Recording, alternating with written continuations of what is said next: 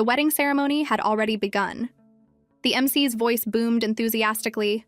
"Welcome everyone to the wedding of Miss Lu and Mr. Chin." "Ming, is that really you?" Chen Shang walked over, a look of surprise on his face. "What are you doing here?" He glanced up. "I'm staying at this hotel. Saw there was a wedding and thought I'd soak up some of the good vibes." The corner of his mouth twitched. "You're attending a wedding in a bathrobe?" Duan Shuming tilted his head, his expression asking, "Is there a problem?" Finally, he just squeezed out, "Whatever makes you happy, man." Just then, a woman's commanding voice cut through the noise. "Lu Mingyu, get over here!" He instinctively followed the sound and saw a middle-aged woman in an exquisite gown beckoning to someone nearby. "You know how to paint, don't you?" The older woman pointed to an easel in the corner. "Stay here and paint a picture of the wedding. Don't you move a single step until you're finished." Duan Shuming's gaze fell on her. Even in profile, she was breathtaking. "She's gorgeous," he thought, but a second later he found himself bored. She was told to paint, so she painted. She just did whatever she was told. The girl didn't argue at all, just silently walked to the easel, picked up a brush, and began to sketch. She was quiet the entire time, as if the oppressive command she'd just received was nothing more than a passing breeze. Every so often, Duan Shuming would look up and see her sitting there. She hadn't eaten a single bite throughout the entire wedding, her hand always on her paintbrush, as if the lively celebration around her had nothing to do with her. Boring, rigid, and a total pushover. Pretty, yes, but lacking the vibrant spark that truly captivated you. He closed his eyes and leaned back against the column, feigning sleep, no longer interested in watching. After some time, another round of thunderous applause erupted in the hall, followed by an excited voice piercing the air. "Let's give our warmest blessings to the newlyweds one more time." Duan Shuming opened his eyes, ready to leave. He'd had his fill of the good vibes. But as he straightened up, his eyes happened to drift over to Lu Mingyu's canvas, and he froze. The girl had stopped painting at some point, and in the corner of the canvas there was a skull rendered in blood-red paint. The strokes were coarse and fierce, each line crackling with intense energy. The skull's eye sockets were deep and hollow, its mouth split into a grotesque grin, as if it were about to tear itself from the canvas and lunge forward, ready to rip this sham of a celebration to shreds. "Beautiful," Duan Shuming whispered instinctively. This time it wasn't a compliment about her looks. His eyes shone with amazement. This wasn't a rigid, boring woman at all. This was a storm raging beneath a placid surface. The force of her brushstrokes, the sheer desire for destruction, it was as if she was pouring all her suppressed frustration and resentment onto the tip of her brush, smashing it against a world that had wronged her. This was her soul. Patient on the surface, but hiding such a ferocious spirit underneath. A strange sense of excitement surged within him. He pulled back the heavy curtain beside him, stepping out of the shadows and into the light, and began walking toward her. She looked up. The man was tall and well-built, his bathrobe hanging open to reveal the lean, powerful lines of his chest. His body and face were both flawless. Lu Mingyu's gaze lingered on him for a moment, showing no panic at having her secret discovered. Instead, she seemed to be appraising a piece of art. Her eyes traveled from his face down to the open collar of his robe and then back up to his face, her gaze direct and unflinching. Then she spoke. "Single?" Duan Shuming was taken aback by her directness, but then a playful look entered his eyes. "I am." As soon as he answered, Lu Mingyu stood up. She wasn't very tall and had to tilt her head up slightly to look at him, but her cool aura was in no way inferior to his. She took a step forward, closing the distance between them in an instant. Then came the words that left him completely stunned. The girl's voice was still flat and emotionless, but the words carried clearly to his ears. "Want to sleep together?" The unhinged beauty, Lu Mingyu, didn't cry or run when faced with the domineering CEO Duan Shuming. Instead, she smiled. He was sure he'd misheard. The woman before him wore a moon-white cheongsam that accentuated her graceful figure, looking as poised as a figure in a classical painting. But her eyes were astonishingly sharp, like tempered blades that had been frozen for ages, holding a cold light that clashed with her elegant demeanor. When he didn't answer, her expression remained unchanged. She simply lowered her gaze. "No? Never mind then." She reached out, took the canvas from the easel, and dragged it toward the railing at the end of the hall. Duan Shuming just stood there and watched as she, without a moment's hesitation, tossed the sizable painting over the second-floor railing. The sound of the frame hitting the floor exploded through the room, mingling with the gasps of the guests below. What a horrifying painting, what's going on? A faint smile touched her lips. Her voice wasn't loud, but it was clear enough for everyone downstairs to hear. A wedding gift for the bride. The chatter downstairs grew louder. Who is that woman? She's gorgeous, and what a figure. Is she a celebrity? Lu Qian, dressed in a pristine white wedding gown, was shaking with rage. This wasn't a gift, it was a public humiliation. She squeezed 3 words through her clenched teeth. Lu, Ming, you! Standing behind Lu Mingyu, Duan Xuming heard all the commotion from below. He narrowed his eyes, his gaze landing on the elegant lines of her shoulder blades. A moment later, he strode forward and grabbed her by the wrist. Before Lu Mingyu could react, he pulled her into his arms. Then he let out a cold laugh. Fine. If I'm going to sleep with someone, it might as well be the most beautiful one here. With that, he swept her up into his arms and slung her over his shoulder. She let out a small "oh," but didn't resist, letting him carry her like a weightless doll. The door to the hotel suite slammed shut, cutting off all sound from the outside world. The air inside the room seemed to ignite, heating up rapidly. Duan Xuming showed no intention of being gentle, but just as things were about to spiral out of control, his brow furrowed. Something was wrong. He stopped, his eyes questioning her. His voice was laced with disbelief, cracking slightly. Lu Mingyu slowly opened her eyes to meet his shocked gaze. A faint smile touched her lips as she asked, her tone as calm as if she were talking about someone else. What's wrong? An inexplicable frustration welled up in his chest and he blurted out, Are you insane? Her voice was soft but firm. No. Why didn't you say anything? But Lu Mingyu looked at him as if he'd said something utterly absurd. What was there to say? His voice grew heavy. If you had told me, I wouldn't have... Doesn't it all end up the same way? She interrupted, her tone still flat. He studied her face. Her looks were flawless, a perfect 10, but her behavior was impossible to figure out. He couldn't help but wonder, are you crazy? Is your head on straight? Lu Mingyu suddenly reached out, her cool fingertips tracing the lines of his tense abdomen. She looked up at him. Perfectly straight, she answered, then asked, Are we going to continue? Lu Mingyu looked at the man and teased, I'm surprised you can be so gentle with things like this. It doesn't really match your look. Duan Xuming didn't answer right away. After a long moment, he finally said, Never slept with anyone. Those 3 simple words took Lu Mingyu by surprise. A wild night. Duan Xuming heard the sound of the shower and slowly opened his eyes. A moment later, he threw on a bathrobe and went out to a wicker chair in the courtyard. The cool night breeze washed over him, and a sense of absurdity settled in his heart. He must have been crazy to have gone along with this bizarre woman's madness. After a while, Lu Mingyu walked straight up to him, pulled a cigarette from the pack he'd left on the side table, and lit it with practiced ease. A flame flickered, and she stared into the distance, exhaling a soft ring of smoke. Duan Xuming's eyes were fixed on her, from her slightly furrowed brow to the pale, slender fingers holding the cigarette, to the eyes that seemed to hold 1,000 stories. After a moment of silence, he asked, What is your personality, really? Are you a split personality or something? Lu Mingyu didn't answer his question. She just stubbed out the barely smoked cigarette in the ashtray. Doesn't taste good, she said. He raised an eyebrow, his tone playful. You looked so skilled. I thought you did this often. It's your cigarettes that are bad, she replied, a hint of disdain in her voice. He let out a low laugh and stood up. I'll go take a shower, then I'll buy you some women's cigarettes. Oh, and you probably didn't eat anything at the wedding yesterday.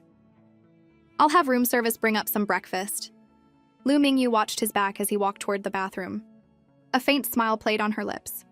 Duan Xuming quickly finished up and came out. He was drying his wet hair as he walked into the courtyard, only to find the lounge chair empty. He couldn't help but mutter to himself, Hit it and quit it? Frustration gnawed at him. He immediately went to find his friend, Zhanxiang. The woman in the cheongsam at the wedding yesterday. Do you remember her? The most beautiful one, with light makeup, even more stunning than any of the celebrities on stage. But Zhanxiang just shook his head frantically, insisting there was no such person. Duan Xuming's temper flared. What? You think I met a ghost yesterday? Seeing his reaction, Zhanxiang quickly explained that he'd left early. Otherwise, he definitely would have remembered someone that beautiful. Look, Ming, just tell me her name, and I'll start asking around. At that moment, scenes from the night before flashed through Duan Xuming's mind, and he suddenly realized he didn't even know her name. Seeing him stay silent, Jansang tried again. Ming, how much does this woman owe you? Should we call the cops? Duan Xiuming barely restrained himself from cursing him out. He ordered Zhan Xiang to find her, no matter what it took. Meanwhile, in the Liu family's old mansion in Shizi City, a furious Lu Qian was starting her interrogation. Lu Mingyu, you made a huge scene at my wedding yesterday and stole all the attention. My husband didn't even come home with me. What was the meaning of that? Lu Mingyu slowly looked up. Did I? I don't remember. Her calm demeanor infuriated Lu Qian even more. Now you're pretending to have amnesia? Seated next to the head of the table, their aunt, Du Wengxin, frowned at Lu Mingyu. Mingyu, your parents passed away early. Your uncle took you in out of respect for their memory. You're supposed to be a young lady from a good family. Why don't you care about your image? After the wedding yesterday, everyone was talking about you. All sorts of people were asking around. How does that look? Lu Qian immediately chimed in. Exactly. Have you no shame? Just then, their older brother Lu Lin spoke up. That's enough. Don't make things worse. Lu Qian erupted. Brother, why are you defending her? I told you to lock her up and not let her come to my wedding. Why did you have to bring her? At that moment, their uncle, Lu Qiuliang, tapped the table. Quiet, both of you. Where are your manners? Lu Qiuliang's gaze landed on Lu Mingyu. Mingyu, come to my study after dinner. Another dead silence. Lu Mingyu's hand on the table clenched into a fist. She took a deep breath, forcing down the turmoil in her heart and managed a quiet, yes. Inside, Lu Qiuliang sat behind a pearwood desk, his fingertips rolling a string of polished olive pit beads. As his fingers moved, they made a soft clicking sound. After about an hour, Lu Qiuliang finally stopped. Wang Ma said you went to the back courtyard again last night? Lu Mingyu looked him straight in the eye, her voice holding a subtle note of defiance. Uncle, I'm a member of the Lu family too. Don't I even have the right to walk around my own home? He walked toward her, looking down at her from his full height. Your grandmother is not well. Don't disturb her. As he spoke, he suddenly reached out and gently stroked a lock of hair by her ear. The gesture was deliberately intimate, but it made Lu Mingyu's entire body go rigid. If you really want to see her, he paused, his voice softening into a coaxing tone. The matter we discussed before. The moment you agree, I'll let you see her. 3 months or 3 years, the decision is yours. As long as you're obedient and agree, you can go and keep your grandmother company whenever you like. Before he could finish, Lu Mingyu spat out 2 cold words, go to hell. He remained silent, neither angry nor speaking. After a moment, he slowly withdrew his hand. Solitary confinement. Recite the admonitions for women before you come out. Lu Mingyu lowered her eyes, her long lashes hiding the emotion within, but her eyes quickly reddened. Memories from her childhood flooded her mind. After her parents' accident, her uncle had taken her in. She thought she had found a safe haven, but instead, she had fallen into a cage. For 10 years, she had been like a bird trapped in a golden cage, with no freedom and no choices. The slightest act of defiance was met with endless punishment. She would beat against the cold wooden door, begging over and over, Uncle, I was wrong. I'll never do it again. I'll be good. Please, just let me out. The despair of her memories mingled with her current sense of grievance, and she couldn't stop herself from trembling. Just then a knock broke the silence. Lulin's voice came from outside. Dad, Miss Xu is here. She's looking for Mingyu. Lu Mingyu snapped back to the present. She turned and walked past Lu Qiuliang, pausing at the door. Uncle, may I go? Lu Qiuliang's face was still etched with displeasure, but his expression suddenly softened. Of course, the Zhu family is one of the most prominent in Shizi City. It wouldn't hurt for you to socialize with her. He watched her leave, the light from the window reflecting off his glasses, obscuring the anger hidden in his eyes. Lu Mingyu hurried to the living room, where a figure immediately threw herself at her in a tight hug. Mingyu, let's go out. Lu Lin watched their close interaction with a smile. Xiao Yue, I can drive you too? No need, brother Lu Lin.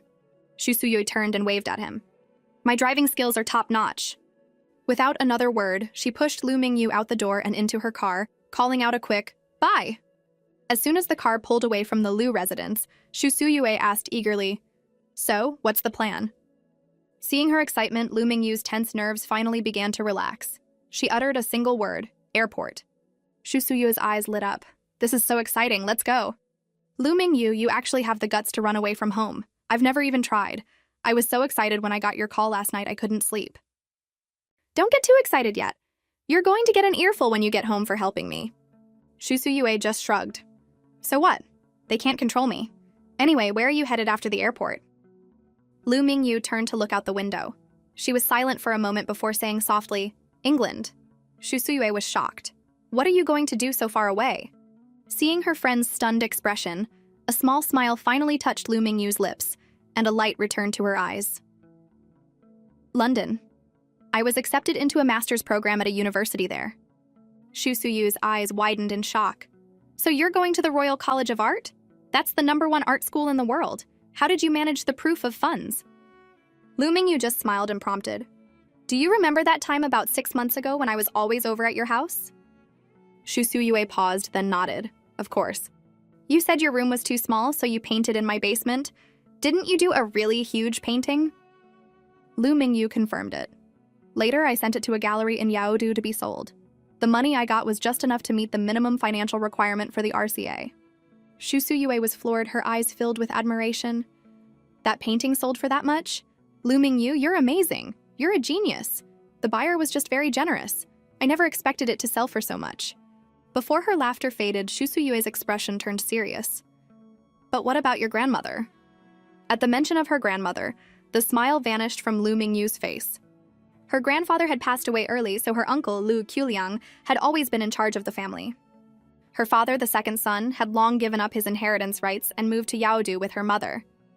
The three of them had been happy, but when she was 12, her parents died in a car crash, and she was forced to move back to Shizi City with the Lu family.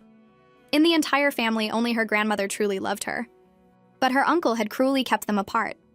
They haven't let me see her for 3 whole years, Lu Mingyu said softly, a hint of acceptance in her voice. Since it's come to this, there's no point in dragging it out any longer. Hearing this, Shu Suyue cursed under her breath, then thumped her chest. Then don't worry about the Lu family's drama. Take care of yourself in London. Eat well, live well, and if you need money, just tell me, I'll send you some. You just focus on your studies, I'll support you. 3 months later, a massive cruise ship sailed slowly into international waters, cutting a long wake across the sparkling sea. The elevator on the top deck descended. As soon as the doors opened, several bodyguards in black suits stepped forward, waiting respectfully. Yan Tianzuo walked half a step behind Duan Shuming, chattering non-stop. Ming, after this is over, let me switch with Zhanxiang. I want to see Shizi City too. Zhan Song said the place is breathtakingly beautiful. A smirk played on Duan Shuming's lips. He had just started to say the word Shizi when Yan Tianzuo cut him off. Yeah! He grew more and more excited, his eyes lighting up. They say Shizi City is famous for its beauties. I really want to go see the women of the south. Before Yan Tianzuo could finish, the smirk on Duan Shuming's face vanished, and his expression turned icy. The image of that night flashed in his mind, and a wave of emotion tightened his chest. That girl. He had been looking for her for 3 months, but she had disappeared without a trace, as if she had evaporated into thin air. Yan Tianzuo finally noticed something was wrong. He was completely bewildered. What had he said wrong? Meanwhile, in the cruise ship's grand hall, Lu Mingyu was taking a leisurely stroll. She had heard that the owner of this ship was an avid art collector and that many original masterpieces hung on its walls. So during a break from the RCA, she had boarded the ship specifically to indulge her passion. The walls of the hall were adorned with priceless paintings. Lu Mingyu stopped in front of an impressionist piece, her eyes glued to the canvas. She stood there for 10 minutes, her gaze never wavering. On the second-floor corridor, Duan Shuming suddenly stopped. He glanced down at the hall, and the figure that had occupied his thoughts for 3 long months unexpectedly came into view. Yan Tianzuo, not paying attention, bumped right into Duan Shuming's back. He called out, "Ming!" and saw Duan Shuming slowly raise his hand, make a subtle gesture, and then flick his fingers. It was the Duan family's highest-level signal for silence and retreat, used only in high-stakes, dangerous negotiations. Yan Tianzuo and the bodyguards instantly tensed, taking a half-step back. Yan Tianzuo even instinctively reached for the weapon at his back. But Duan Shuming stood his ground, his eyes locked on the girl downstairs who had suddenly reappeared after 3 months. One of the bodyguards couldn't hold back his confusion. What's going on? I thought we were here for the art exhibition. Why are we suddenly getting ready for a fight? Yan Tianzuo's brow was furrowed, his eyes fixed on Duan Shuming. Don't ask, I don't know either. He walked steadily down the spiral staircase, his black leather shoes making crisp sounds on the marble steps, each one sharp and clear in the silence. In moments, he was standing behind Lu Mingyu. At that moment, Lu Mingyu was in front of an impressionist painting, her head tilted up slightly, her eyes filled with wonder. Duan Xiuming stood there quietly. A few seconds passed, and seeing she was still focused on the painting, he finally raised his hand. But just then, as if sensing something, Lu Mingyu casually turned her head. There seemed to be a lot of classic works over there, she murmured to herself, then grabbed the handle of her silver suitcase and headed toward the other end of the corridor, completely oblivious to the man frozen behind her. It wasn't until her figure was about to disappear around the corner that he snapped out of it and hurried after her. He raised his right hand and snapped his fingers sharply next to her ear. Hearing the sound, Lu Mingyu stopped and turned. The moment their eyes met, her pupils contracted slightly, a look of pure surprise on her face. How could it be him? Today, he wasn't wearing the bathrobe and slippers from their first meeting. He had on a collarless jacket over a low-cut shirt, the open neckline revealing the clean lines of his collarbones. His carefully styled short hair was sharp and bold, and his entire being radiated a "Don't mess with me" vibe. But Lu Mingyu saw right through it. He had something she wanted but couldn't have. It was Lu Mingyu who broke the silence. Her eyes held a hint of inquiry as she asked, "Still single?" Duan Xiuming raised an eyebrow, a smirk tugging at his lips. "What do you think?" The words "I've been looking for you this whole time" remained unspoken. Then Lu Mingyu dropped another bombshell. "Want to sleep together again?" The air froze. Duan Xiuming felt a little helpless. 3 months apart, and this was the first thing she said, not even a proper conversation. His eyes glanced at the suitcase by her feet, and a wave of frustration washed over him. He absolutely could not let her get away again. Who knew when he would see her next? Finally, he let out a heavy sigh. Seeing the sudden change in his expression, Lu Mingyu was about to ask what was wrong when he grabbed her by the wrist. Before she could react, he was pulling her toward the corner of the spiral staircase. Hiding in the shadows, Yan Tianzuo and the bodyguards were completely dumbfounded. They stared, wide-eyed, question marks practically floating above their heads. They had thought they were about to face some danger, but instead... Duan Xiuming's kiss was an invasion, less a kiss and more a brutal conquest. His strength was astounding. One hand pinned her wrist against the cold elevator wall, his knuckles white from the force, leaving her no room to struggle. His other hand roamed freely upward. Lu Mingyu's thoughts were a complete mess. The flashing floor numbers blurred into a smear of light. She didn't even have time to see which floor they were heading to. A crisp chime broke the suffocating silence in the elevator. The moment the doors cracked open, Duan Xiuming swept her into his arms, his large hands securely supporting her back and knees. He strode quickly down the hall, his steps fueled by a suppressed anger. The heavy wooden door slammed shut behind them, and he gently laid her on the soft, large bed. A torrent of passion instantly consumed them both. But Lu Mingyu found herself lost in the raw intensity of their entanglement. Duan Xiuming suddenly stopped, reining in his swirling emotions. So skilled. "How many others have you been with besides me?" Lu Mingyu met his gaze, her expression so calm it was unnerving. Her voice was steady as she answered, "None." He stared at her for a few seconds as if trying to judge the truth of her words. Her eyes were bright, but held no emotion, her frankness bordering on cold indifference. It was as if their intimacy was just a trivial game to her. "Tell me your name." Lu Mingyu leaned in closer, her warm breath brushing against his ear. "It's not important." His movements froze. He looked into her eyes, and his heart felt as if it were being squeezed by an invisible hand. There it was again, that look. Indifferent, icy, like a frozen lake without a single ripple. There was no trace of caring for him. It was as if nothing in the world, including him, could leave a mark on her heart. "Are your eyes always like this? Don't you have a heart?" Time stretched on, every second a battle against her cold gaze. The next morning, Lu Mingyu slowly opened her eyes and found the space beside her already cold. She silently got up, grabbed her suitcase, and packed. As she walked into the living room, she came face to face with Duan Xiuming, who was sitting on the sofa in a bathrobe. He heard her and turned, his eyes landing on her fully dressed form. A storm of emotions, frustration, anger, and an undeniable sense of loss welled up in his eyes. "This woman is leaving again. She really is heartless." He stood up and walked toward her, each step carrying a suppressed weight. He stopped in front of her, his voice laced with a mix of mockery and self-deprecation. "Was I satisfactory?" Lu Mingyu looked up at him. His eyes were clear, he obviously hadn't slept, yet he was still surprisingly alert. She curved her lips into a small smile. Very good. A smirk touched his lips as well.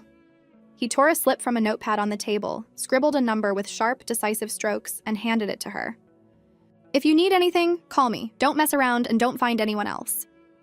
Lu Mingyu took the note between two fingers, a hint of amusement in her eyes. On call 24/7? He nodded, two words rolling from his throat. At your service. She held the note and swayed it slightly. Should I pay you then? You worked pretty hard after all. With that, she tossed the note into the nearby trash can.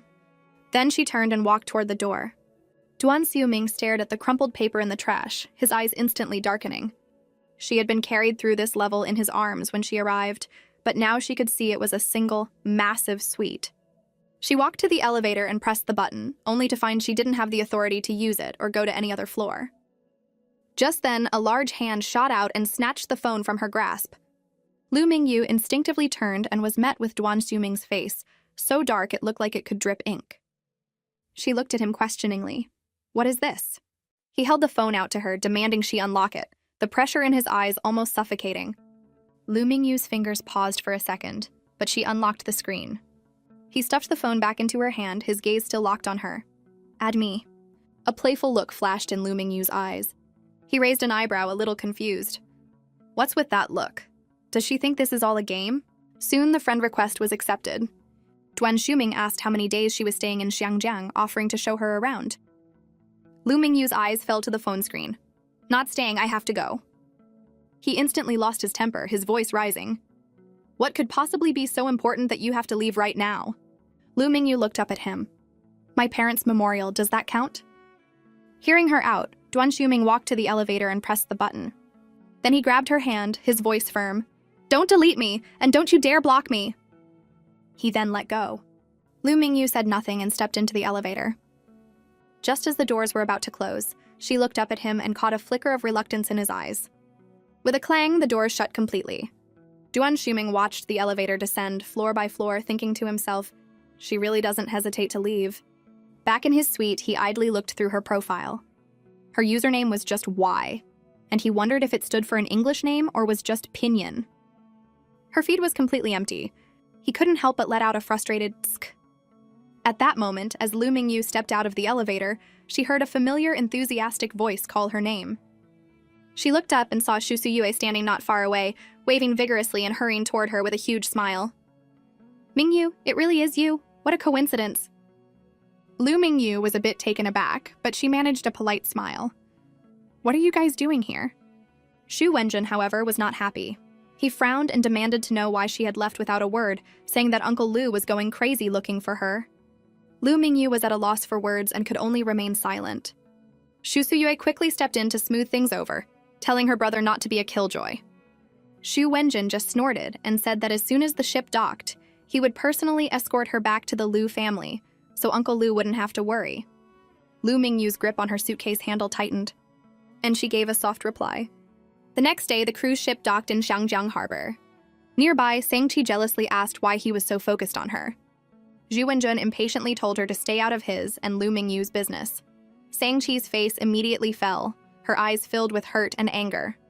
Shu Suyue, who had been scrolling on her phone, coolly informed her brother that Lu Mingyu had already disembarked. Shu Wenjun exploded, blaming her for not saying so sooner. But Shu Suyue wasn't having it.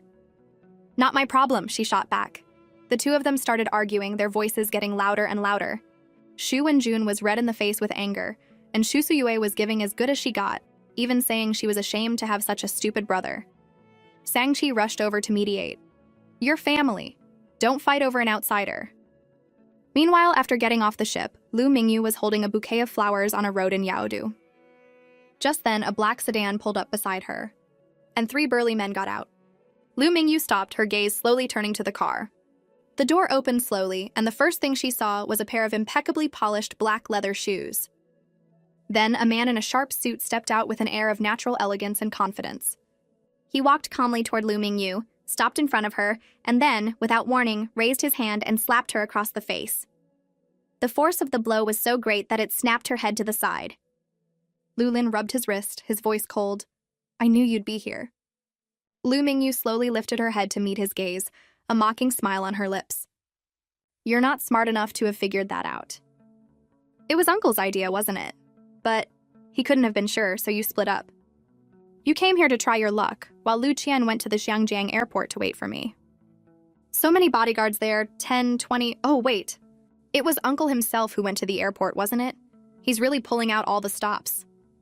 Lu Lin's face turned ashen, and he ground out her name through his teeth. Lu Mingyu. She paid him no mind and continued, You haven't been here since my parents passed away, have you? Aren't you going to pay your respects to your uncle and aunt? Lu Lin's voice dripped with scorn. I don't acknowledge her as my aunt. Lu Mingyu smiled, her eyes full of defiance. But my mother was 100 times more beautiful than yours, and the fact that she wasn't buried with my father, that was all your father's doing. Lu Lin grabbed her by the collar, roaring at her to shut up. But Lu Mingyu was like a fearless porcupine, jabbing at his weak spots. Your father is a twisted pervert. To my mother, he… Lu Lin, consumed by rage, raised his hand to hit her again.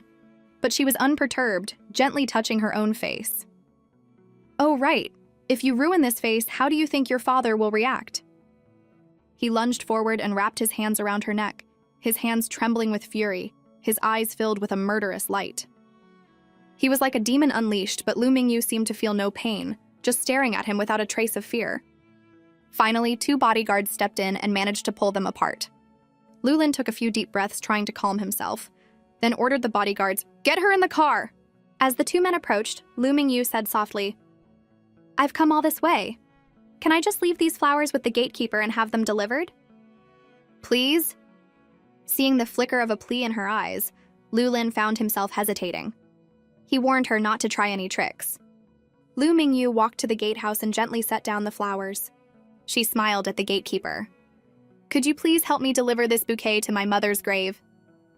The old man had never seen such a beautiful girl before, and he blushed to the roots of his hair, nodding eagerly.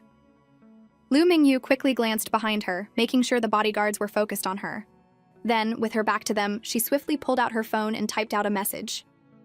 The whole process took less than a minute. Then she turned and walked back toward the car with the bodyguards. Xu Suyue had jumped into a taxi to keep Xu Wenjun from seeing the message Mingyu sent her. But they hadn't gone far when a luxury car pulled up behind them. Xu Suyue's eyes went wide. That's a one-of-kind, custom-made Mingying. Then, one after another, more luxury cars appeared, forming an incredibly extravagant motorcade. The taxi driver glanced in the rearview mirror and smiled at her. First time seeing a scene like this, little lady? We locals are used to it. Xu Suyue's curiosity was piqued. Whose motorcade is this? Someone important? The driver leaned in conspiratorially. That's the king of Xiangjiang. Everyone calls him the Great White Shark of the High Seas. The imposing nickname made Xu Suyue guess he must own ships. But the driver corrected her, saying the man owned cruise ships, plural. Xu Suyue was taken aback for a moment, then began to analyze the situation. Does he have such a large escort because he's been the target of an assassination attempt? The driver nodded with a smile. Of course. A lot of people want to get rid of him. The man is ruthless. He's forced out everyone who's ever crossed him, not even sparing the small-time players. Xu Suyue was skeptical. So ruthless? Isn't he afraid of breaking? The driver explained, he's from a top-tier family in Xiangjiang. The family has 2 branches, a public one and a hidden one. He's from the hidden branch, and his methods are brutal. He grew up abroad, returned to Xiangjiang at 16, and by 18 he had resolved a major crisis for the family. If it weren't for him, the power structure in Xiangjiang would be completely different now. Rumor has it he saved the family head's life and is highly favored. Now he's even overshadowing the official heir, which has caused a rift between the brothers. Xu Suyue asked for his name, but the driver said the hidden branch was a family secret. The common folk didn't know his real name, so they just called him the Great White Shark. By then, the taxi had reached its destination. Xu Suyue jumped out and ran to the gatehouse, calling out sweetly, "Excuse me, sir? Did a really beautiful girl leave something here?" The head of security looked her up and down. "What's your name?" She replied seriously, "Today, I want to kill someone." The guard chuckled at her strange answer. "All right, that's the code. I'll go get it for you." A moment later, she returned with a bouquet of flowers and a passport. He told her that Lu Mingyu hadn't gone inside. She had just dropped off the items and left. Xu Suyue took the passport and opened it. It seemed Mingyu wanted her to pay respects on her behalf. A wave of worry washed over her. She had no idea how Mingyu was doing now. After leading her to the gravesite, the guard left. Shu Suyue looked at the name on the headstone and was stunned. Meanwhile, Lu Mingyu had been taken to the Yaodu airport by Lu Lin. He had torn through her suitcase and was now demanding, "Where are your passport and travel permit?" Lu Mingyu played dumb. "Don't have them." Lu Lin was getting desperate. "Then how did you get to Xiangjiang? Do you think I'm an idiot?" A small smile touched Lu Mingyu's lips. She nodded. "Yes, Brother Lin." Lu Lin's chest heaved with anger. He finally realized that she had been deliberately provoking him the whole time, on the road and in the car, to make him lose control and overlook checking her luggage and documents. This girl was so cunning, her plans layered one on top of the other. What a piece of work. In the entire Lu family, probably only her uncle, Lu Quliang, could keep her in check. Lu Lin was seething, but Lu Mingyu just watched him with a smile as if he were a clown. Finally, he ground out, "You will never see your grandmother again." The smile vanished from Lu Mingyu's face and her eyes turned hostile. "And you will never have a normal family or the love of your parents." Hate filled Lu Lin's eyes as he blamed her for ruining his family. She responded coldly, "You all forced my hand." Late at night, the gate to the back courtyard of the Lu family home was still firmly locked, separating the two worlds within. Inside, in a room in the back, Lu Qian was crouched by an old woman. "Grandma, stop looking at the moon, look at me." But the old woman just glanced at her, her eyes empty. Lu Qian rested her head on the old woman's lap. "I got divorced. After only 6 months. Aren't you going to give me some jewelry to cheer me up, Grandma?" Tao Yalan gently pushed her away, her voice distant. "Don't put your head on my lap, child. I don't know you, and don't ask me for things." Lu Qian was annoyed. "Grandma, it's me, your granddaughter, Lu Qian." Tao Yalan frowned. "You're not my granddaughter. My granddaughter is Xiaoye." A look of displeasure crossed Lu Qian's face.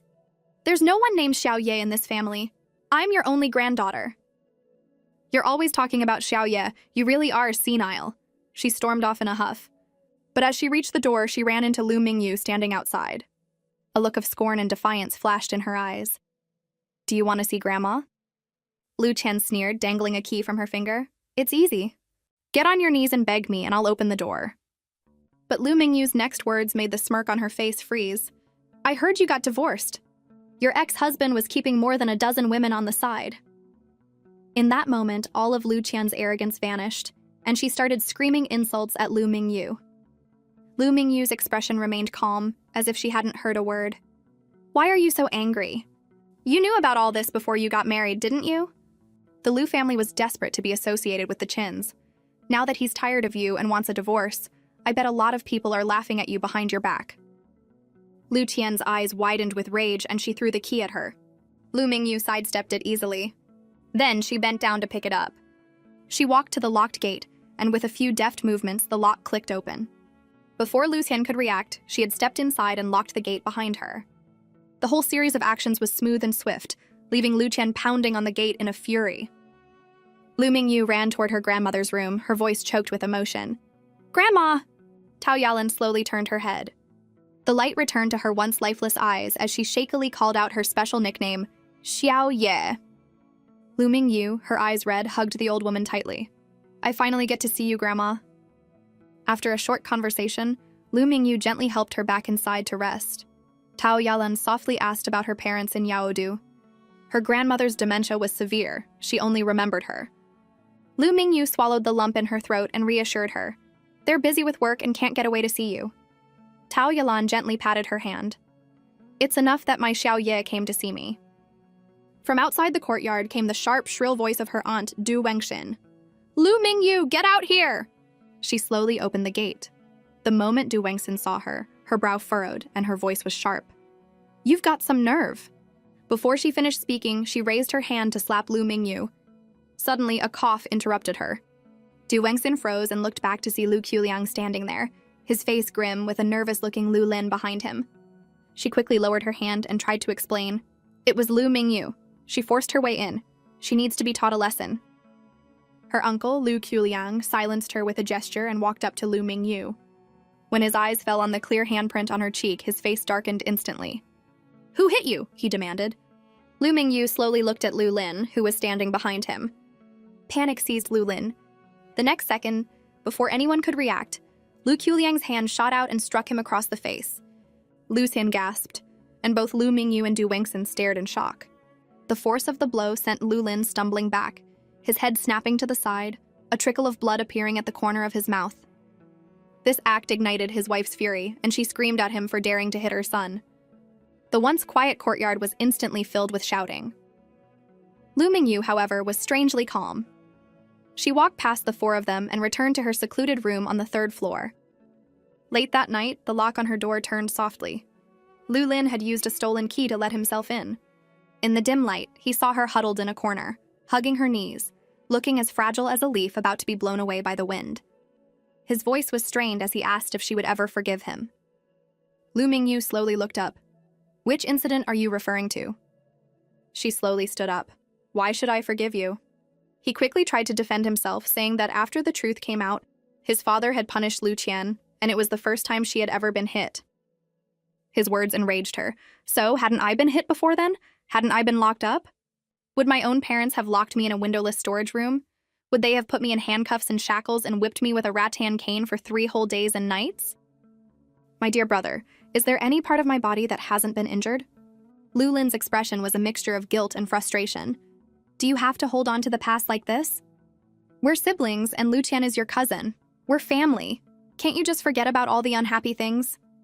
But her expression was cold as she casually replied, "Why don't you get locked up for 3 days, get whipped with a cane, and have salt rubbed in your wounds? Then maybe I'll consider it." He looked at her, his face filled with disbelief. "How can you be so vicious?" She just laughed, mocking him for living such a pathetic life. He took a step forward and grabbed her wrist. "Mingyu, don't say that." She looked at him coldly, her voice threatening. "Uncle's study is right here on the 3rd floor. If I scream, do you think someone will come? And if he finds out you stole a key to get into my room, do you think you'll be the one getting locked up?" His eyes widened, and he quickly let go of her hand. Seeing her chance, she demanded he return her confiscated phone. He looked troubled. "I gave it to my mom." "Then go get it back." He scratched his head. "It's a bit difficult right now. She wants to unlock it to check your messages." Lu Mingyu didn't care. She ordered him to get it back, her voice firm. Before he could finish his sentence, she opened her mouth. A clear, piercing "ah" was about to escape her throat when he clamped his hand over her mouth, frantically gesturing for her to be quiet. He stumbled over his words, promising to get her phone back the next day.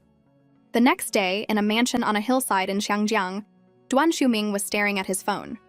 Since they had become contacts, he had sent a few messages, but none had been answered. He was getting annoyed, wondering if she was just playing games with him. He sent another one. Then he turned to his butler and ordered, "Book me the next flight to Zizi City." The butler was taken aback and was about to remind him that he had just returned from Xiangjiang yesterday. But one look at Duan Shuming's icy gaze made him swallow his words. He quickly bowed and went to make the arrangements. A few hours later, Duan Shuming arrived at the Zizi City airport. Zhenxiang was already waiting for him. "Weren't you going to stay in Xiangjiang for a few more days? What's with the sudden trip?" Duan Shuming had no time for irrelevant questions. "Have you found her? Which family is she from?" Chansong gave a wry smile. Zizi City is huge, with a massive population. Finding one person is incredibly difficult. Duan Shuming shot him a look. "So you're saying you're incompetent?" Chansong quickly explained that without a photo or a name, and with the different regulations in the mainland compared to abroad, he couldn't operate the way he did in the US. "I can't just go door to door asking, can I? Give me a break, man. I'd like to keep my head on my shoulders." Duan Shuming stopped walking and suddenly said a single syllable. "Why?" Chansung was completely lost. "It's probably a sound from her name," Duan Shuming added. Jianxiang felt his scalp tingle. This was going to be an impossible task. The next morning, Lu Mingyu was called into the study by Lu Qiuliang. His expression was cold as he handed her a few photos, his tone a warning. "Mingyu, you need to behave. Your grandmother's health is extremely poor. She could be sent to the ICU at any moment." "How could you do this to your own mother?" she demanded. But Lu Qiuliang was unperturbed. "I don't know what you're talking about. My mother is ill, so of course she needs proper medical care." Lu Mingyu was trembling, her anger and grief choking her. She could only stare at him, her eyes filled with an unyielding hatred. It was second uncle who wanted to leave back then. She shouldn't even be a part of this family. And Grandpa and Grandma always favored him. It makes me so mad. Du Wengsin frowned. Don't talk like that. What would people think of our family if they heard you? Lu Qian retorted, there are no outsiders here. Du Wengsin ignored her and said, go pick out some new clothes for Lu Mingyu. Lu Qian looked up, her eyes wide with disbelief. Mom, what are you saying? Her mother's expression was calm. After the swelling on her face goes down, take her out and introduce her to people. We need to find her a husband from a family more powerful than ours, and we need to do it quickly. But this decision both shocked and angered Lu Qian. Her own marriage had just fallen apart, so why should she be planning one for Lu Mingyu? Mom, are you crazy? She yelled. Du Wengsin just patted her hand soothingly. Be good. When have I ever done anything to harm you? Her words made Lu Qian pause and think. Just then, Lu Lin finished his breakfast and stood up. I'm done. You all take your time. His mother found this strange and called after him, asking why he wasn't going to the office. A bitter smile touched his lips. How can I go out with a face like this? Du Wengsin looked at her son with a pang of pity and promised to help him get revenge. He just gave a quiet and went upstairs. It had been 2 days and Lu Mingyu still hadn't replied to his messages or answered his calls. She had vanished again. Just as he was getting frustrated, Zhan Shang walked in with news. Everyone at that wedding has clammed up. We couldn't get a single piece of information about what we were asking. Duan Shiming looked up, his gaze sharp. Deliberately? Qianxian nodded. We found out why, too. Duan Shiming raised an eyebrow. Too many people asking? Qianxiang's eyes widened in amazement.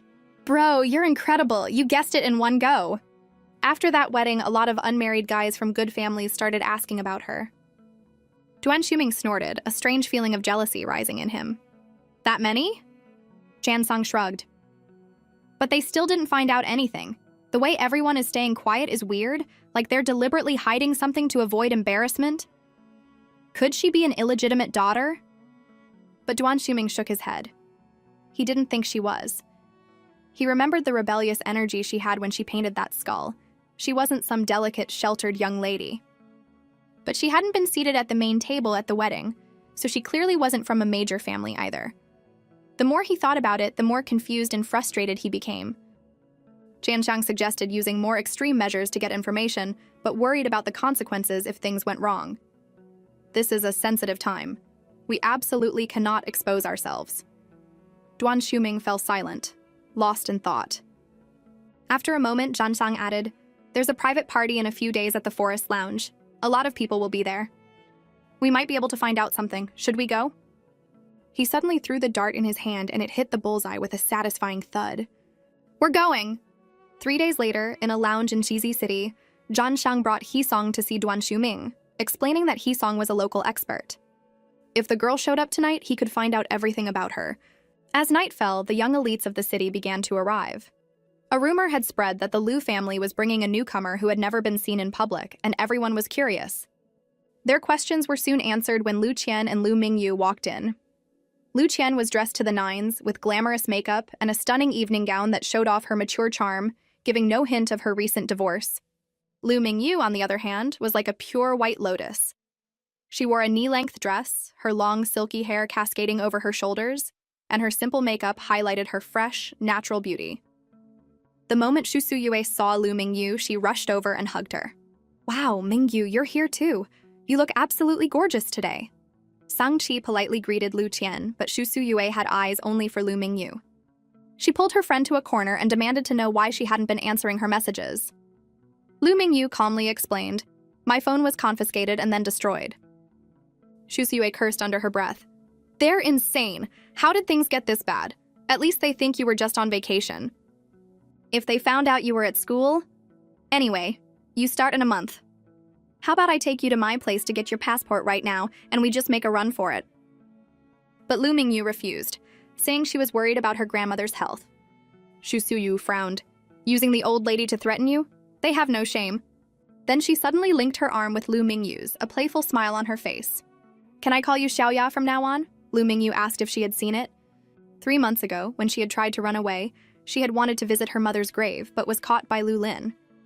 Shu Siyue had gone in her place. When she saw the photo and the inscription on the headstone, she had been stunned. You look just like your mom.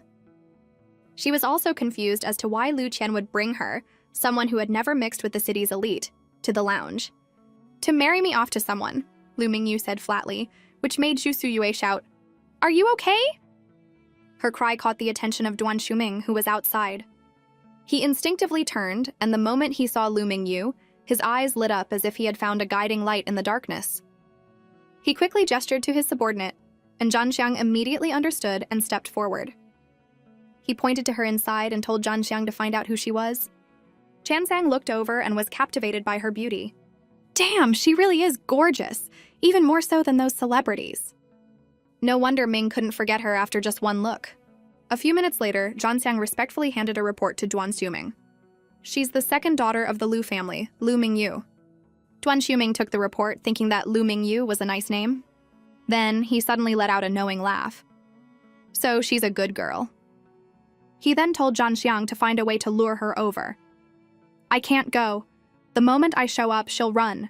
This good girl, she's cunning and knows how to play games." "Yes, sir," Zhanxiang replied. Meanwhile, Lu Mingyu was surrounded by curious onlookers. Everyone was intrigued by the never-before-seen second daughter of the Lu family and peppered her with questions, so many that she was starting to get annoyed. Lu Chen leaned in and whispered a warning. "Behave yourself.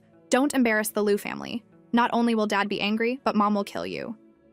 Lu Mingyu shot back, "You're the dumbest one in the entire Lu family." Lu Qian was furious and was about to lash out, but Lu Mingyu reached out and smoothed her dress. "Watch your image. If you embarrass the family, you'll be punished too. And I'll be sure to add my own colorful details when I tell them what happened." Lu Qian could only swallow her anger. Soon Heesong approached with a smile. "Miss Lu, hello. I'm Heesong, the manager of this club. Zhu Suyue is upstairs and asked me to bring you to her." Hearing him introduce himself, Lu Mingyu didn't think twice and followed him. But as soon as she stepped inside the room, he locked the door behind her. The action instantly triggered her, bringing back bad memories. A murderous glint appeared in her eyes, sending a shiver down Heesong's spine. Just then, Duan Shuming snapped his fingers, and she turned to see him. Heesong, still shaken, said to Zhanxiang, "She wanted to kill me just now." Chansang just replied calmly, "I know, she really did." By then, Lu Mingyu had already sat down on the other side of Duan Shuming and was pouring herself a drink. He watched her and said her name in a low voice. "Lu Mingyu, your name is interesting." Lu Mingyu also comes from the Book of Odes, doesn't it? The cultural depth of a southern family is truly profound. She looked back at him, her voice probing. "And what about you? What's your name?" "Duan Shuming," he replied simply, writing his name on a piece of paper and handing it to her. She didn't even bother to take it, just glanced down, a playful look on her face. "Your name sounds pretty aggressive." A smirk touched his lips. "Me? Aggressive? You're the ruthless one here. No one even comes close." "You grew up in Shizi City, right? But for some reason, you don't seem like it." A faint smile played on her lips as she asked him where he thought she was from. His gaze sharpened, as if it could pierce through her defenses. "You seem more like a scorpion that crawled out of the desert, covered in stingers." "I'll take that as a compliment," she replied. "Miss Lu, I don't understand why you're one person in public and a completely different one in private." Her expression was calm as she uttered two words, "Strict family." Then, he said bluntly, "A young lady with a strict upbringing who actively seeks out men. A good girl raised in the sheltered Lu family who moans for me like a siren."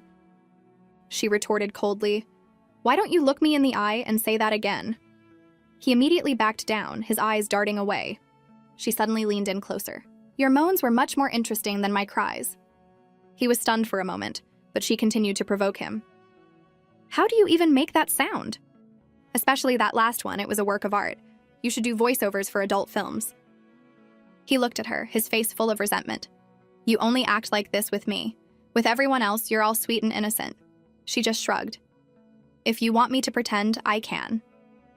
"Pretending is boring," he said, waving his hand dismissively. "You're much cooler when you're being yourself." She glanced behind her, changing the subject. "Why does Heesong listen to you?" "He works for one of my guys," he replied casually. She looked toward the glass door. "What's his name?" He raised an eyebrow, wondering why she was asking, but he answered anyway. "Zhan Xiang." "Oh," she murmured, a cold light flashing in her eyes. At that moment, Zhan Xiang felt a chill run up his spine and couldn't help but shiver. Duan Shuming casually lit a cigarette. took one drag, and then quickly put it out. "Why'd you stop?" she asked. He shot her a sideways glance, his tone sharp. "I'm afraid the beautiful good girl will get smoke in her hair and get scolded when she gets home." A small smile touched her lips. He looked her up and down, frowning. "What are you wearing that for?" She glared back at him. "Not as slutty as your bathrobe." He was rendered speechless. After a moment of silence, he finally got to the point. "Why haven't you been answering my messages?" She didn't answer directly. "Are you angry?" He frowned, his tone full of annoyance. "You haven't replied in days. Of course I'm angry." She sighed softly and explained, "My family took my phone, the day we parted ways." He was stunned and didn't know what to say. Who still confiscated phones in this day and age? He then realized all his anger and frustration over the past few days had been for nothing. He pushed his own phone toward her. "Use mine for now." Then he gestured behind him. He-song immediately came over, bowing his head. "Give me your phone and go get a new SIM card," Duan Xiuming ordered. He-song nodded and quickly left to do as he was told. Duan Xiuming tapped his phone. "This is a custom-made phone. It's untraceable and has the highest level of encryption." She glanced at the sleek, matte black phone. "You haven't wiped it yet." He just shrugged as if it didn't matter. "You can look at whatever you want." She took the phone. "Thanks," she said softly. Then he suddenly switched to fluent Cantonese. "You're welcome. I misunderstood and got mad at you for no reason." She instantly understood he was referring to his earlier provocations and replied in the same dialect. "You're important." He looked surprised. "You speak Cantonese?" She nodded.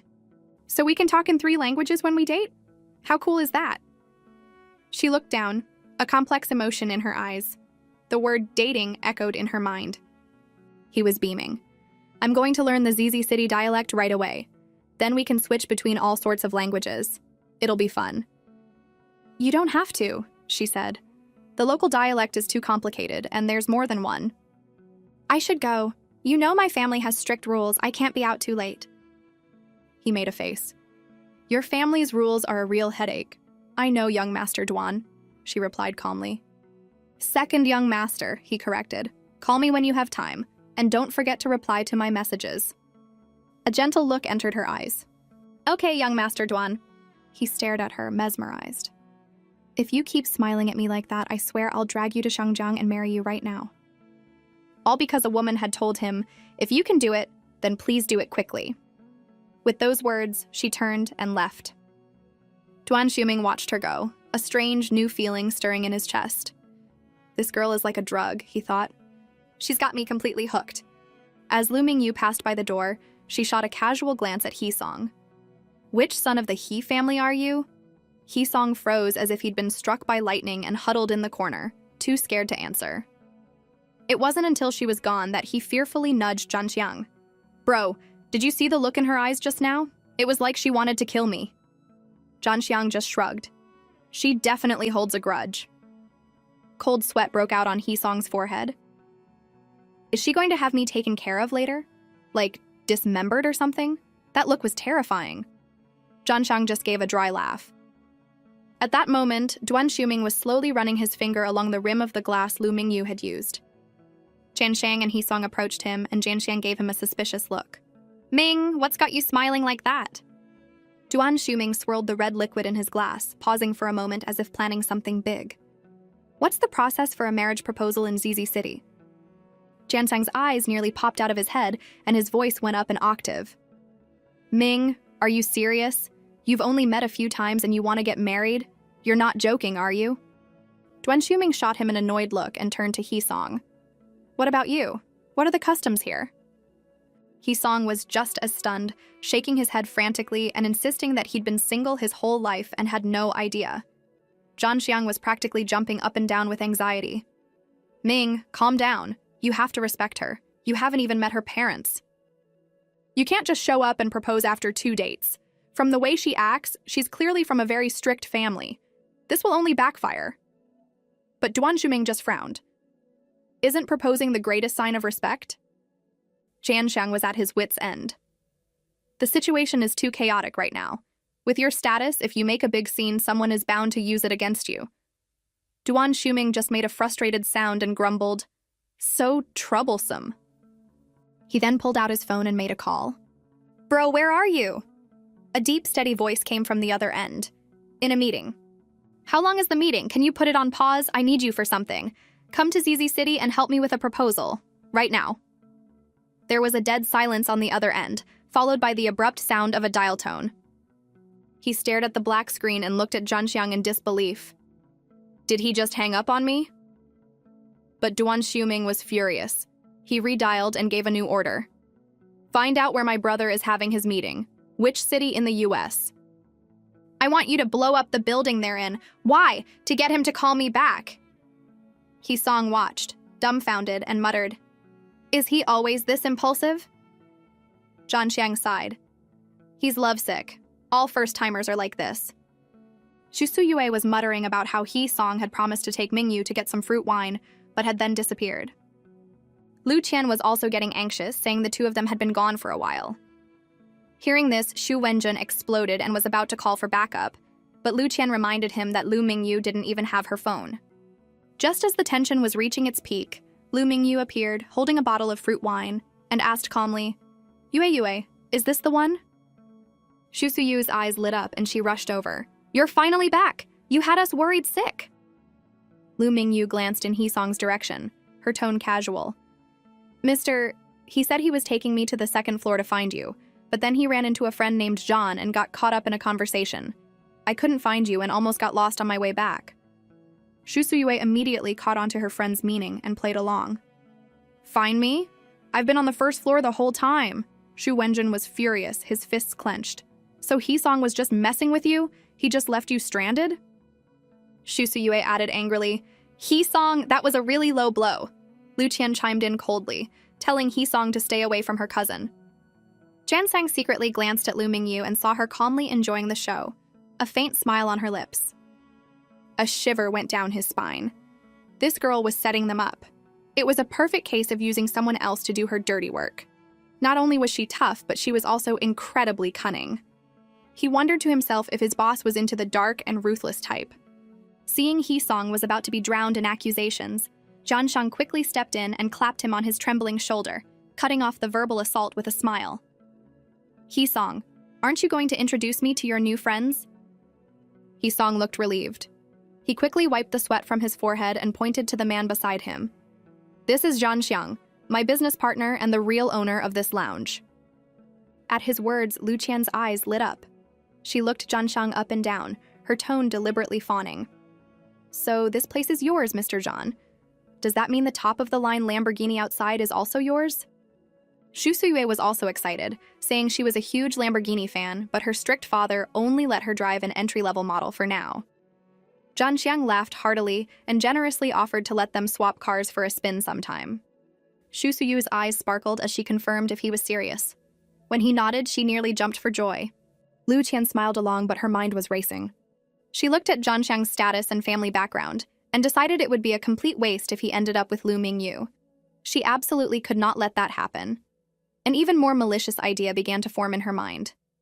A short while later, Lu Qian was dragging Lu Mingyu in front of a portly man, her face plastered with a sycophantic smile. "Mingyu, this is the eldest son of the Hao family, Hao Lusheng. Say hello."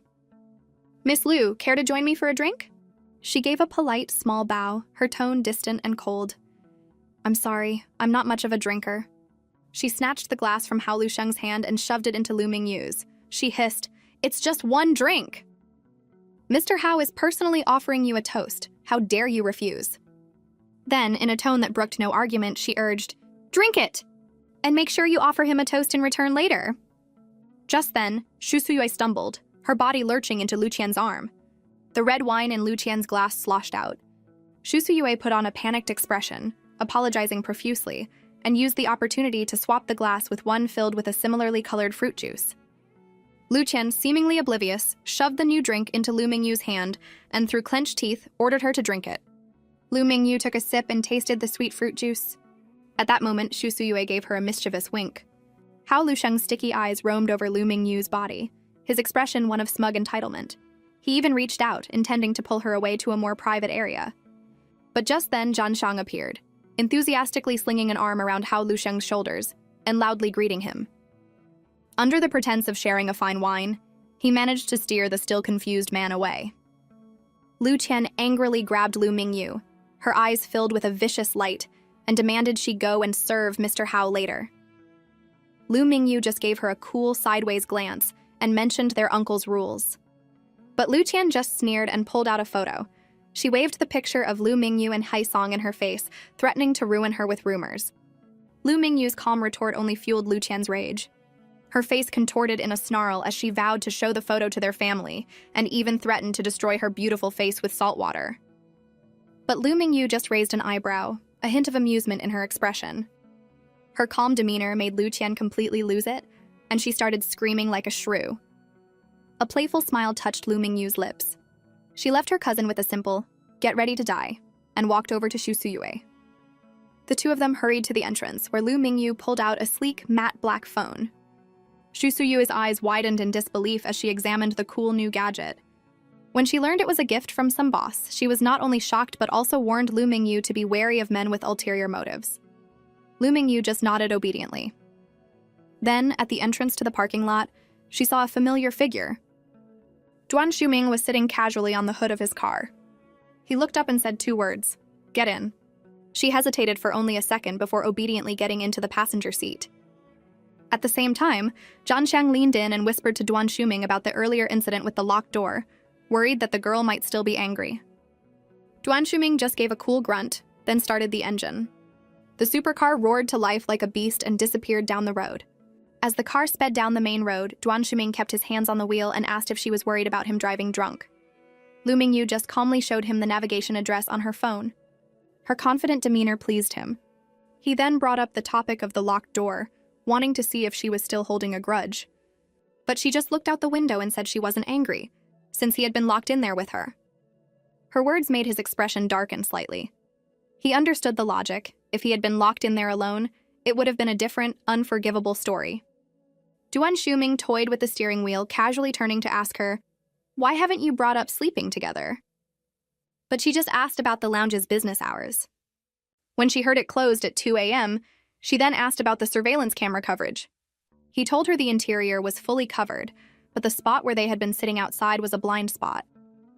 He then narrowed his eyes and studied her. What is this woman planning? Her expression became unreadable as she whispered, "Young Master Duan, you never saw me tonight. I didn't chat with anyone outside, no one drove me home, and we don't know each other." He tilted his head and raised an eyebrow. Was she a secret he couldn't be seen with? She met his gaze and smiled. "A good girl never has clandestine meetings. I'm very obedient, you know." He just nodded, thinking to himself, she's afraid of getting in trouble at home. So much hassle. 20 minutes later, the car reached the Lu residence. Lu Mingyu pointed ahead, telling him to stop there, as the surveillance cameras started just beyond that point. Then, she unbuckled her seatbelt.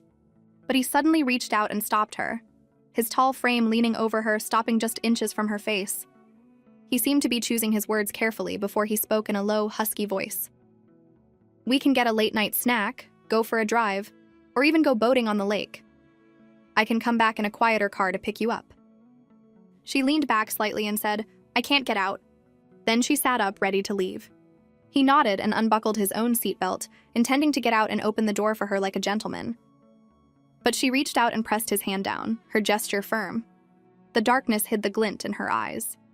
He remained calm, his body still, but his gaze drifted down to her full lips. His eyes took on a familiar, heated intensity, and the air between them grew hot. There might not have been any emotional foundation, but the atmosphere was just right. She met his intense, predatory gaze, then suddenly released his hand, opened the door, and walked straight to the main gate. He watched her leave, replaying her strange questions about the surveillance cameras in his mind.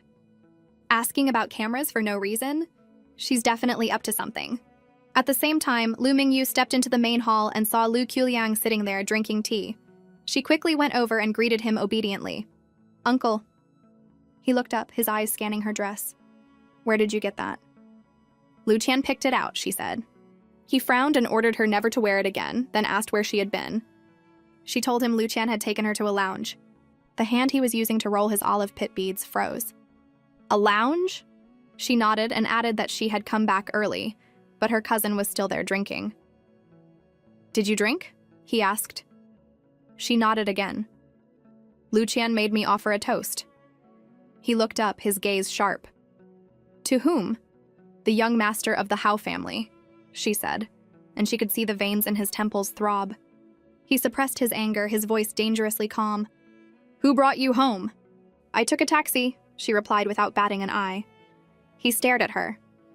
I heard the roar of that engine from behind the main gate. You can get a sports car for a taxi now? She calmly explained that a sports car had just passed by, and that it was common in their neighborhood. Just then, the deafening roar of a supercar engine came from outside. Duan Shuming had just restarted his car and driven off.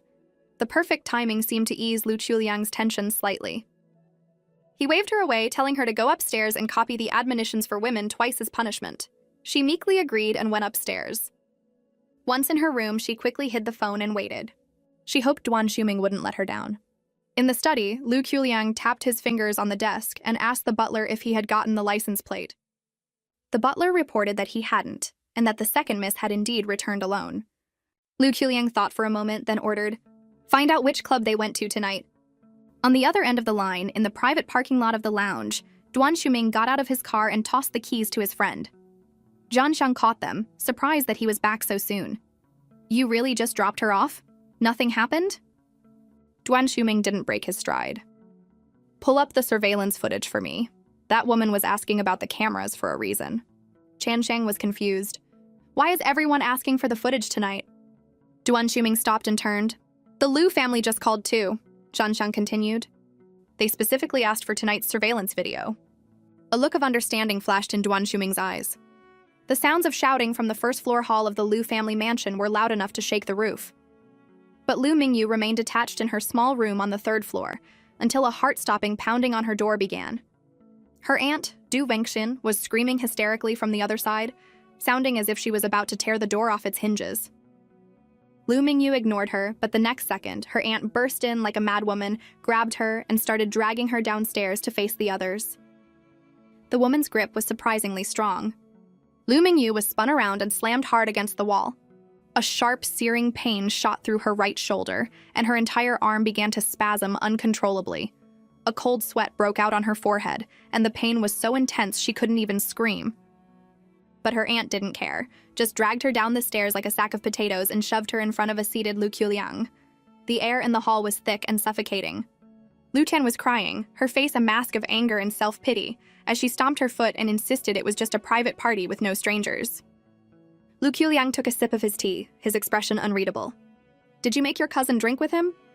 Lu Tian immediately denied it, claiming she had even checked the glass to make sure it was just juice. But then, Lu Mingyu interjected coldly, admitting that she had drunk alcohol. At that, Lu Qian completely lost it, pointing at her and screaming, "You're lying!" Lu Mingyu then calmly suggested an alcohol test. Seeing her so unflappable, Lu Qian was about to explode. She shrieked that she must have been drinking when she was off fooling around with He-Song. Just then, Lu Lin stared at Lu Mingyu and demanded to know what was going on between her and He-Song. Lu Qian quickly pulled out her phone and presented her evidence, a photo of Lu Mingyu following He-Song. The two of them disappeared together for over half an hour in front of everyone. Seeing this, Du Wengxin crossed her arms and sneered at Lu Qiuliang's carefully raised proper young lady who had run off with some strange man. Lu Qiuliang's face turned black, and his venomous gaze fixed on Lu Mingyu. He immediately ordered Lu Lin to get the surveillance footage. As Lu Lin left, Lu Qian shot Lu Mingyu a look that screamed, "You're dead." But to everyone's surprise, Lu Qiuliang, still rolling his olive pit beads, spoke in a calm but authoritative voice. He told Lu Qian to wait there, but sent Lu Mingyu back to her room to copy the admonitions for women, demanding she finish both copies before Lu Lin returned. Du Wengxin was about to protest the unfairness of it all, but one look at the barely contained rage in her husband's eyes made her shut her mouth with a snort. Back in her room, Lu Mingyu laid out the paper, but her right hand was trembling so violently she couldn't hold the brush. The pain in her shoulder forced her to use her left hand. She had to finish before that monster returned. Otherwise, when Lu Qiuliang lost his temper, the consequences would be unimaginable. A few dozen minutes later, she put down her brush. She got up, glanced at the closed door, and pulled her hidden phone out from under her pillow. As expected, there was a message from Shu Suyue saying that Lu Lin was at the lounge getting the surveillance footage. At the same time, a simple two-word message from Duan Shuming popped up. "Don't worry. Seeing those words, her racing heart finally settled. When she returned to the first-floor hall, the atmosphere was suffocating. She broke the silence, announcing she was finished. Lu Qiuliang didn't even look up. But when he finally glanced at the papers, he suddenly flung the thick stack at her face. With a sharp slap, the papers scattered like snowflakes. Du Wengxin picked one up and her face contorted in a rage. "How dare you write in cursive?" she shrieked, raising her hand to throw the papers back at her. This time, Lu Mingyu didn't stay silent. She sidestepped the attack and explained coolly that her aunt had injured her shoulder when she had dragged her downstairs, and she couldn't hold the brush with her right hand. Lu Qiuliang finally looked up and turned his gaze to his wife, but she just sneered, mocking her for being so delicate that a little pull could injure her. Suddenly, he slammed his hand on the table, the sound making everyone jump. The butler hurried over and he ordered, "Take the second miss to the hospital tomorrow." Lu Qian understood. He didn't say to go immediately, but tomorrow. This meant the night's events weren't over. Her father's anger was about to explode. Soon, Lu Lin returned with the surveillance footage. "Play it," Lu Qiuliang said. Lu Lin projected the video onto the wall in front of his father.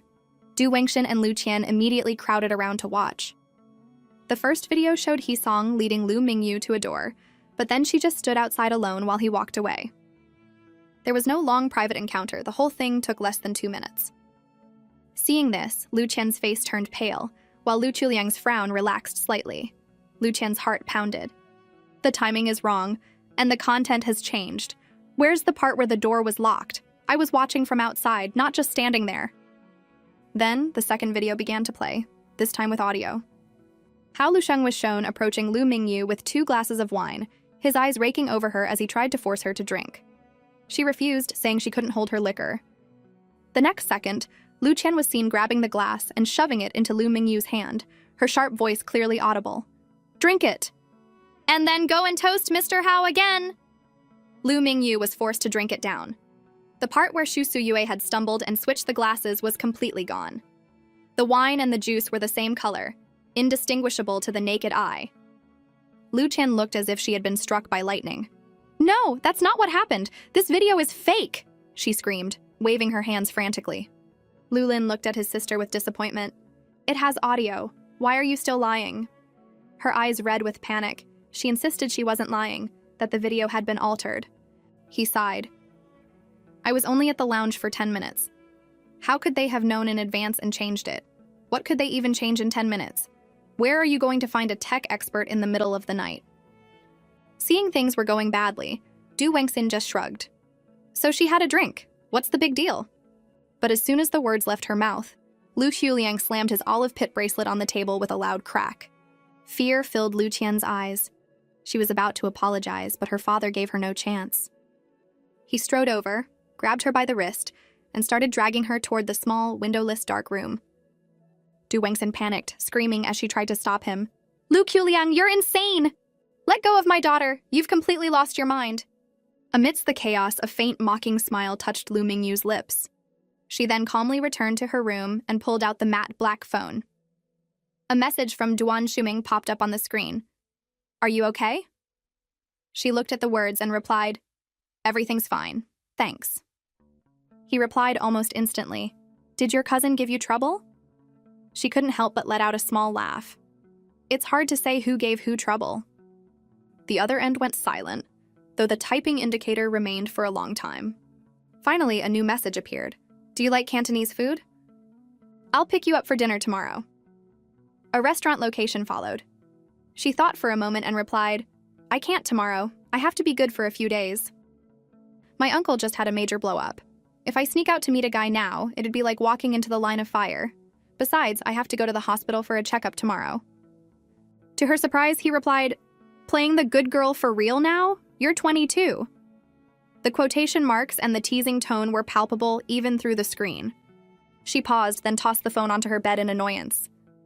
In a private room at the lounge, Duan Shuming put down his phone, looking pleased. 2 technicians packed up their equipment and left respectfully. Jan Sang saw them out and returned, shrugging his shoulders. "Ming, what is with that Lu family? Making a huge fuss over something so small, pulling surveillance footage in the middle of the night. No wonder their family is in decline. It's like they're interrogating a prisoner." Duan Shuming frowned. It does make it hard to pursue her when she's so restricted. Jianshang then teased, "But you're really spoiling her, Ming? You anticipated she might get in trouble and had the tech experts on standby. That was fast." He then added, "But I don't get it. How can she have such a fiery personality after growing up in such a suffocating environment?" Duan Shuming didn't answer, just looked thoughtful. The next morning, Lu Mingyu was taken to the hospital in the Lu family car. The butler, Wang Qi, helped her with the registration. But after he paid, he got an urgent call from Du Wengxin and had to leave, taking the car with him. Lu Mingyu left the hospital with her medication and went to the side of the road to hail a cab. But it was rush hour and she couldn't find one. She hadn't eaten breakfast either, and her stomach was starting to ache. Suddenly, someone called her name. She looked up and saw a young woman in professional attire in a small car, her window rolled down, looking at her in surprise. Lu Mingyu quickly recognized her and smiled. "Shang Yi, long time no see." Shang Yi slapped the steering wheel excitedly. "Oh my god, what a coincidence. I can't believe I ran into you here. We haven't seen each other since high school graduation. Let me add you on WeChat. You're not even in the class group chat. I'll add you." Lu Mingyu nodded and scanned the QR code. Shang Yi looked her up and down. "Are you here for a checkup?" She held up her bag of medicine. "I hurt my hand. It's just a minor injury." Shang Yi gestured to the passenger seat and offered to give her a ride and grab dinner together. Lu Mingyu glanced at the time, thought about the butler who had abandoned her, and got in. Xiang Yi took her to a courtyard-style restaurant with a charming, semi-open layout. After they sat down, she said mysteriously that another old classmate would be joining them. Lu Mingyu was wondering who it could be when a young man came jogging into view. Soon, a young man hurried over, his face apologetic. It was Bi Wentao, another of Lu Mingyu's high school classmates. Xiang Yi immediately shot Lu Mingyu a mischievous look. Before she could react, Xiang Yi started teasing Bi Wentao about how he used to visit Lu Mingyu's desk twice a day back in school, laughing at the memory. But Lu Mingyu just stared at him for a moment, unable to place him. The air grew still. Bi Wentao just laughed it off, saying that she was always so focused on her drawing and reading back then that she never paid attention to her surroundings. Shang Yi then chimed in, remarking on how beautiful Lu Mingyu still was, before casually asking about her relationship status. When she said she was single, Xiang Yi's eyes darted to Bi Wentao, whose smile widened. At that moment, Lu Mingyu was thinking to herself, "I may not have an official boyfriend, but I do have one. And he's a beast in bed, always trying to make it official." Suddenly, a cry of surprise broke the peace. It was Sang-Chi from a nearby table. Shang Yi got up to greet her, and learning that she also worked there, she used it as an excuse to catch up, leaving the two high school classmates alone. Just then, the roar of an engine sounded behind them. Chansing had just parked the car, and when he glanced over, his heart skipped a beat. He quickly turned to Duan Shuming and warned him not to get angry. Duan Shuming was confused. Angry about what? But when he turned, he saw them, a man and a woman at an outdoor table. His face instantly turned cold. The woman with her back to him was none other than Lu Mingyu. She had rejected his invitation yesterday, saying she had to be good, only to turn around and have a private dinner with some other guy. This was her idea of being good? He got out of the car and strode toward them, his eyes locked on the man across from her, a murderous look on his face. Who is this guy? Is he taller than me? More handsome? Bi Wentao looked up and met Duan Shuming's hostile gaze, his smile freezing on his face. Lu Mingyu finally noticed something was wrong and turned to see Duan Shuming standing behind her. "What a coincidence," he said slowly. "Here for dinner?" She managed a stiff, thinking, what else would I be here for? He then delivered the final blow, reminding her that this was the very restaurant he had sent her the location for yesterday. At his words, she finally understood. She had turned him down, saying she had to be good, only to be caught here with a high school classmate. The situation was incredibly awkward. Seeing her expression, he knew he was right. He shot another annoyed look at the lovesick Bi Wentao. In response to her weak explanation of it being a coincidence, he just nodded non-committally and held out his hand for her phone. The next second, he took her phone and placed his own in her hand. "The password is good girl. The ID is your own number," he said, then turned and walked away, adding, "I'll wait for you in the car." The move left both Bi Wentao and a newly returned Xiang Yi completely stunned. Lu Mingyu remained remarkably composed. She placed the still warm phone on the table and continued eating. However, Xiang Yi and Bi Wentao were dumbfounded. Swapping phones and sharing passwords was an undeniably intimate gesture. Shang-Yi couldn't contain her curiosity and leaned in to ask who the mysterious man was. Lu Mingyu thought for a moment, unable to find the right word to describe him, and finally just mumbled a single word. Shang-Yi burst out laughing. The answer was perfect. When Duan Shuming got back to the car, Zhan Xiang was busy stuffing his face with a bun. He asked indistinctly if everything was taken care of. Duan Shuming just gave a cool, mm-hmm, and held out his hand for the bun and the car keys. Zhan Xiang was confused but handed them over and stepped aside. Duan Shuming got into the driver's seat and just sat there, eating a bun and patiently waiting for a woman to finish her dinner. Zhan Xiang couldn't help but marvel at how much power Lu Mingyu held. He ventured, "Ming, your moods have been all over the place lately. You should be careful." Duan Shuming shot him a flat look and told him to get lost. Chan Chang scurried away. Left alone in the car, Duan Shuming wondered, have my moods really been that unstable? Back at the table, the atmosphere was a bit tense. Bi Wentao suddenly asked if the man was her boyfriend. Xiang Yi, who had just recovered from her shock, also remembered Lu Mingyu's earlier denial. Her expression unchanged, Lu Mingyu replied simply, "Not yet." Though it was a denial, the word yet hung in the air, full of possibilities. Bai Wentao's jealousy flared. He asked how long they had known each other. When he heard it had only been 3 months, he frowned and insisted it wasn't long enough to truly know someone. He even brought up the way Duan Shuming had stormed over earlier, suggesting he might have a violent streak. She cut him off, her tone calm but firm. "You're overstepping." Shang Yi just laughed and urged them to eat. Lu Mingyu thought to herself that Duan Shuming was indeed strong. He could lift her as if she were a feather and had never once hurt her. His fists would never be used on her. After dinner, Bi Wentao went to pay the bill. Xiang Yi winked at Lu Mingyu, signaling for her to go to her boyfriend-in-waiting, and said she would stay and wait for Bi Wentao. Lu Mingyu nodded. Sang Chi, who had witnessed the scene, came over and asked Xiang Yi who the man who had picked up Lu Mingyu was. Xiang Yi just smiled and said they were in the talking stage, then pointed. Not far away, Duan Shuming was gallantly opening the car door, his hand protectively shielding Lu Mingyu's head as she got in. Sang-chi didn't recognize the man, but she did recognize the car, a one-of-kind dark green luxury car that belonged to Zhan Xiang. This only made her more curious about the identity of the man inside. As soon as the car door closed and Lu Mingyu had buckled her seatbelt, she could feel the heavy atmosphere emanating from the man beside her. The next second, he floored the gas pedal, and the car shot forward with a roar. His face was cold as he demanded an explanation for this coincidence. She told him to fix his attitude, then, after a moment, explained that she had run into a high school classmate at the hospital, and she had brought her here. At the mention of the hospital, he whipped his head around. "Why were you at the hospital?" She touched her right arm and said simply, "It's injured." His brow instantly furrowed.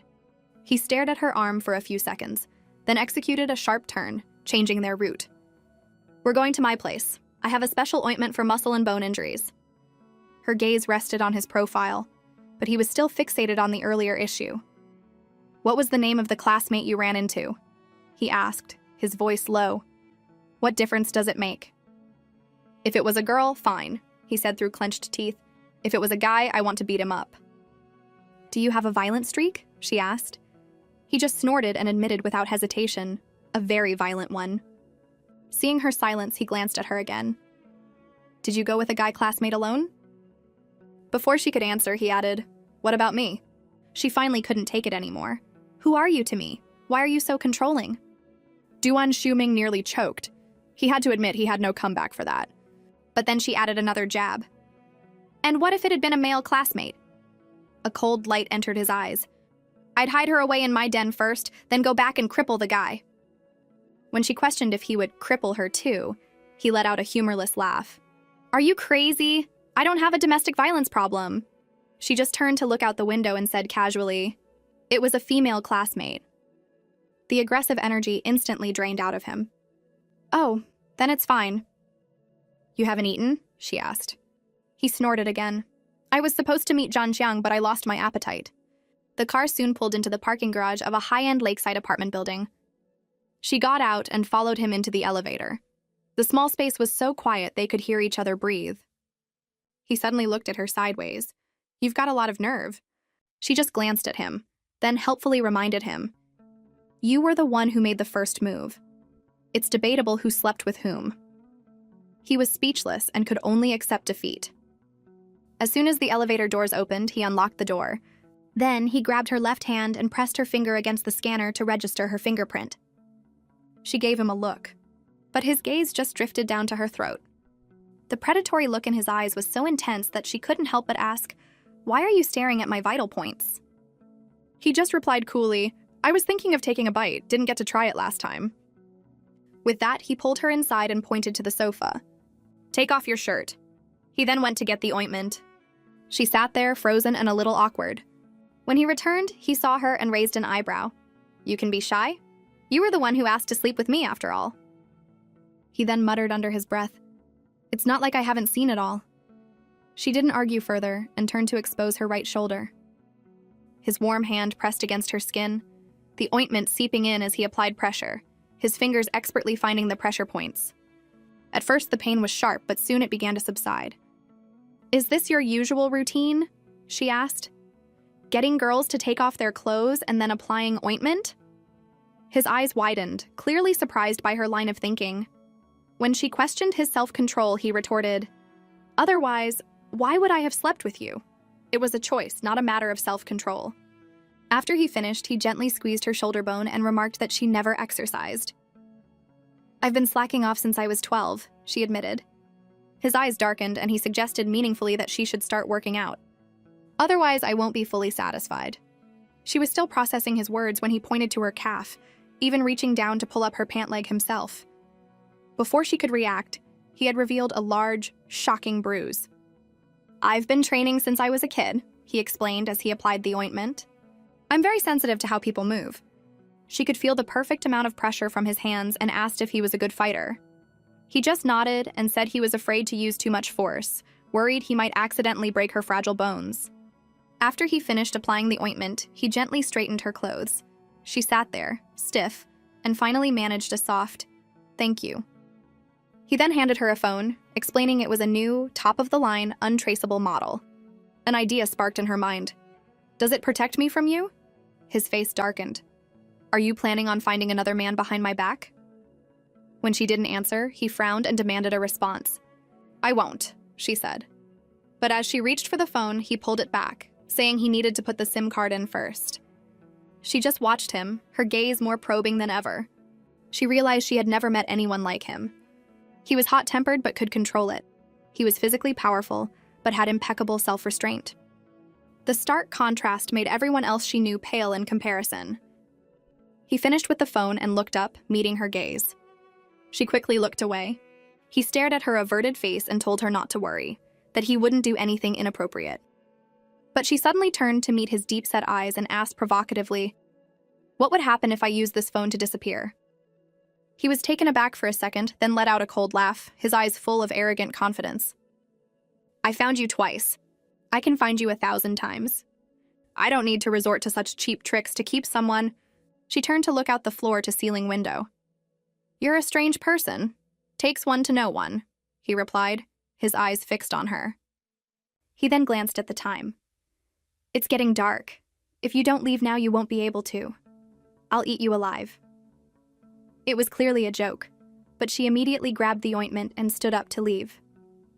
He snorted from behind her, mocking her for being so ungrateful. She admitted it freely, just asking to be dropped off at the main road. Considering his dark green sports car was too loud, he grabbed a different set of keys and drove her in a Mercedes Maybach instead. He noticed she didn't seem to care about the luxury cars, as if they were just disposable toys. It was dark by the time they reached her neighborhood. He skillfully parked in a blind spot near the main gate and asked if this met the good girl's standards. She nodded and unbuckled her seatbelt. She was beginning to realize that she didn't need to explain much to him. He understood things with an almost startling clarity. Before she got out, he called her name again and imperiously scheduled their next dinner date. She agreed softly and then hurried inside. Once in her room, she immediately messaged Shusuyue and learned that Sang-chi hadn't said anything yet. Shusuyue swore she would keep her idiot brother in line. But a sense of unease still lingered. Her thoughts then drifted back to Duan Shuming. The man's control over his strength was terrifying. His intelligence and perception were razor sharp. He had to have had special training. And the fact that he could casually buy a 40-year lease on an apartment that cost over $200,000 meant he was more than just rich. Suddenly, a few keywords connected in her mind from Xiangjiang, last name Duan. She quickly searched for Xiangjiang Duan family. The Xiangjiang Duan family, the world-class conglomerate with a focus on overseas markets, that was his family.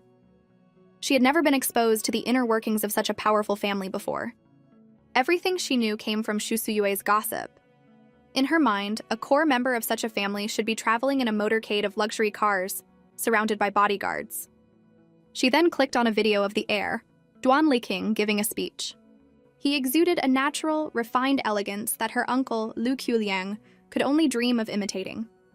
But his words were sharp as he declared that his patience with the hidden branch's brutality had reached its limit. She then searched for more information and finally found a list of the Duan family members. However, she couldn't find Duan Xuming's name anywhere. It was only at the very bottom of the list, in an insignificant corner, that she found a name, Duan Zhuji. He seemed like a marginal figure, probably from a lesser branch. Since Duan Xuming called himself the second young master, his brother, Duan Zhuji, must be the out-of-favor eldest son. And he was just the second son of a non-heir from a side branch. She was lost in thought. The chip she was betting on, was it a losing hand or her last trump card? Just as she closed the browser, a message from Xiang Yi popped up, full of apologies, promising to invite her out alone next time, without Bi Wentao. She casually replied that she didn't even remember who he was. The reply was instant.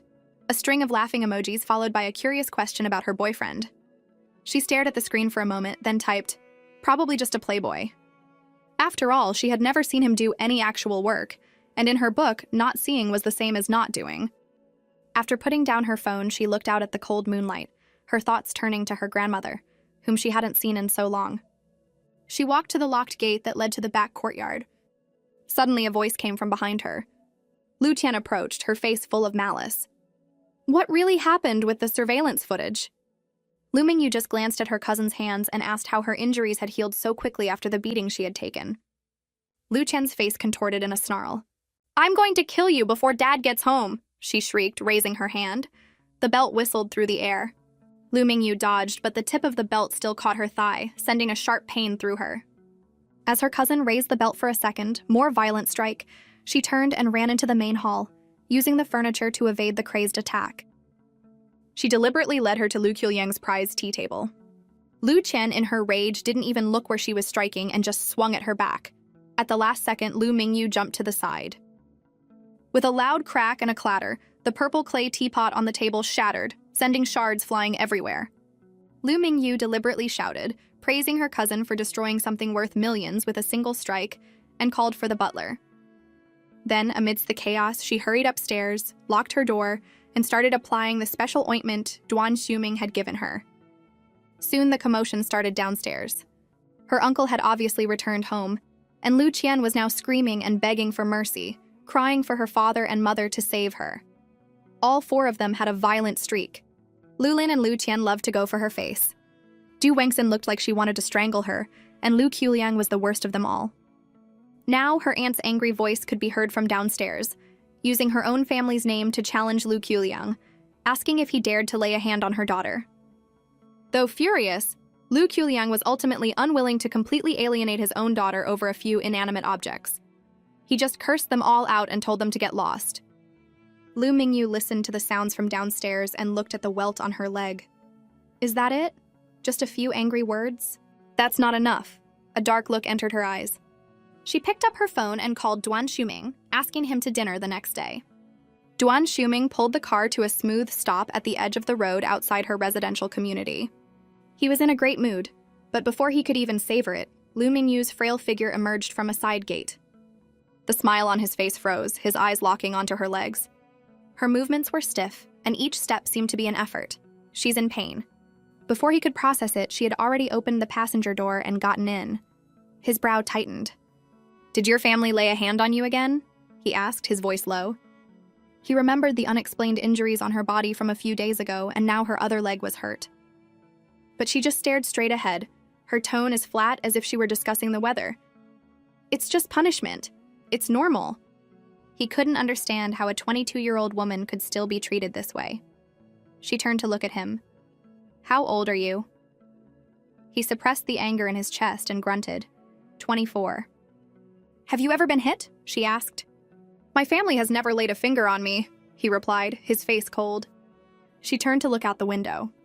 That must be what a happy family was like, the kind that made you jealous. Suddenly, he reached out and cupped her face, forcing her to look at him. How long has this been going on? He asked, his voice rough. She lowered her eyes, her voice barely a whisper. 10 years, I guess. A sharp pang went through his heart. Finally, with a determined look in his eyes, he said her name. Lu Mingyu, do you want to get married? I'll marry you. She looked up, her eyes wide with surprise. This was not what she had intended, but he had just offered her the ultimate solution. His voice was low and steady. The Duan family doesn't have rules about corporal punishment. Once you're my wife, no one in this world will dare to touch you, including me. She hesitated. Are you going to propose to my family? He took her hand and promised, Give me 1 month. It won't be long. A month? She murmured. That's a long time. He was already typing on his phone.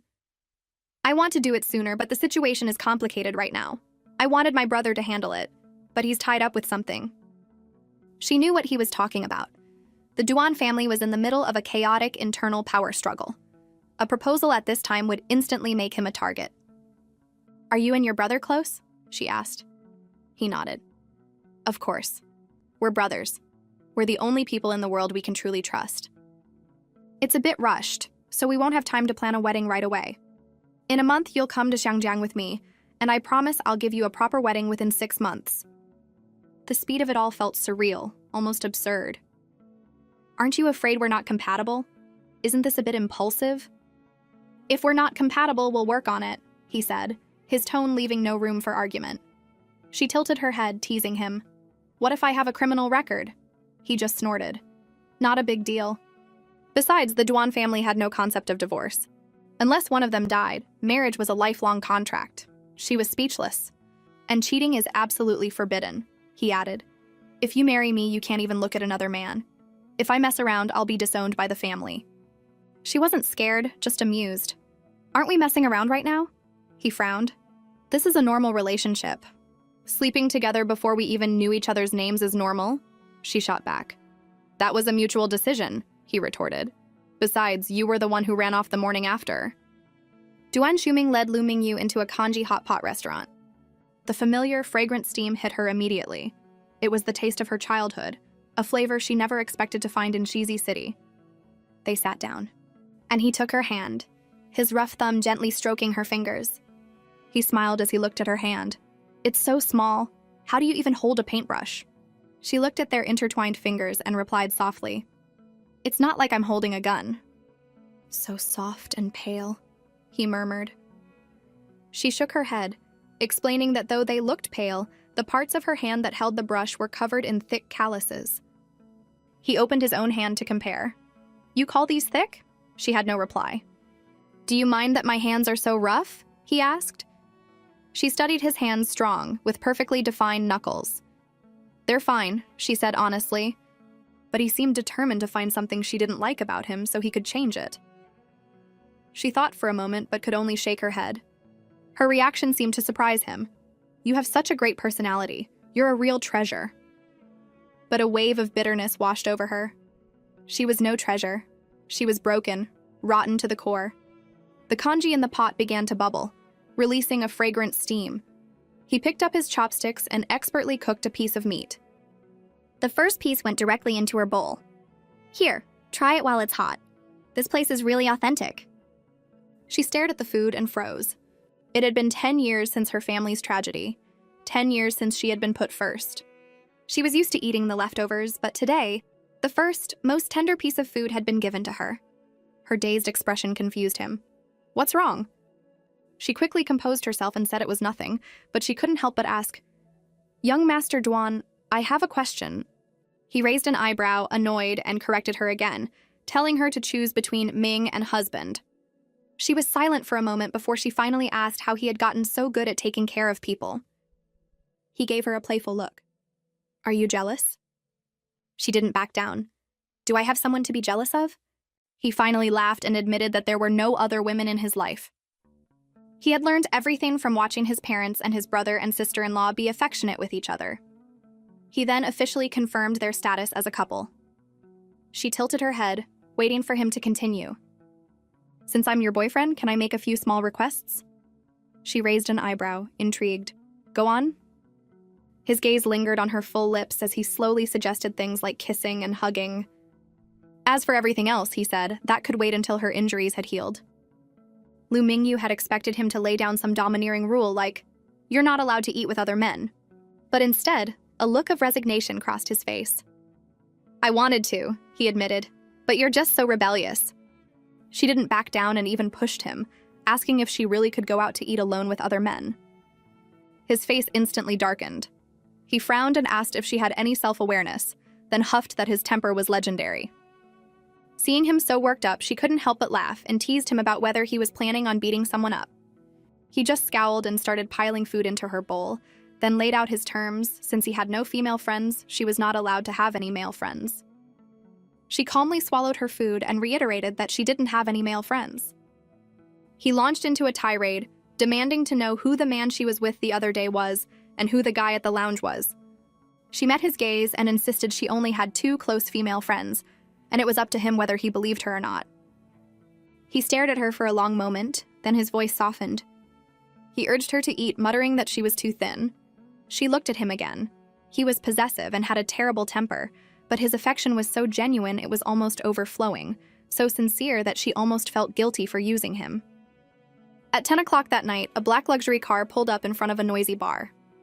He sat in the driver's seat and naturally took her hand, not even asking why she was there. She turned to him. "Is John Xiang inside?" He nodded, saying that he had been hanging out with the Shizi City crowd lately. Her eyes flickered and she asked casually if there was a way to make Lu Qian's phone completely unusable, like dropping it in water. His expression instantly turned cold, and a dangerous aura emanated from him. "Were the injuries on your leg her doing?" She didn't answer directly, just asked if he could do it.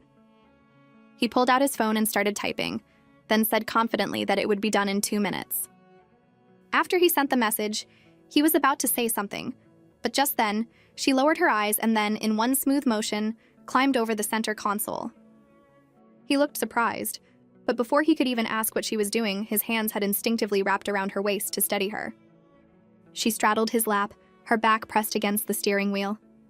She lifted her chin and ordered coolly, "Kiss me." Just then, a group of people came stumbling out of the bar. Lu Qian was at the front, cursing loudly. He noticed the commotion and was about to pull away, but she pressed herself against him, her soft words muffled against his lips. "Keep going. I want her to see." His eyes half closed, his breathing growing heavy in the confined space. Then he pushed her against the steering wheel, his movements losing their control. She felt the car shift beneath them and glanced out the window. The next second, Lu Qian's angry shouts stopped abruptly, replaced by a terrified scream. She started yelling Lu Mingyu's name, clearly stunned by the scene before her. It was undeniable proof. Her mind was consumed with the thought of ruining Lu Mingyu. She fumbled for her phone, desperate to capture the damning evidence. Lu Qian had intended to use her phone to capture the shocking evidence, but she found the screen was black. It wouldn't turn on. She had no choice but to run back, screaming for everyone to come and see the lovebirds for themselves. Inside the car, the two of them broke apart. "Go," Lu Mingyu said. Without a word, he floored the gas and the car shot off like a shadow. Just then, another car pulled up beside Lu Mingyu. The window rolled down and Shu Suyue stuck her head out with a playful grin. "Get in, sweetie!" Lu Mingyu quickly got into the front passenger seat. Shu Suyue's eyes were sparkling with excitement.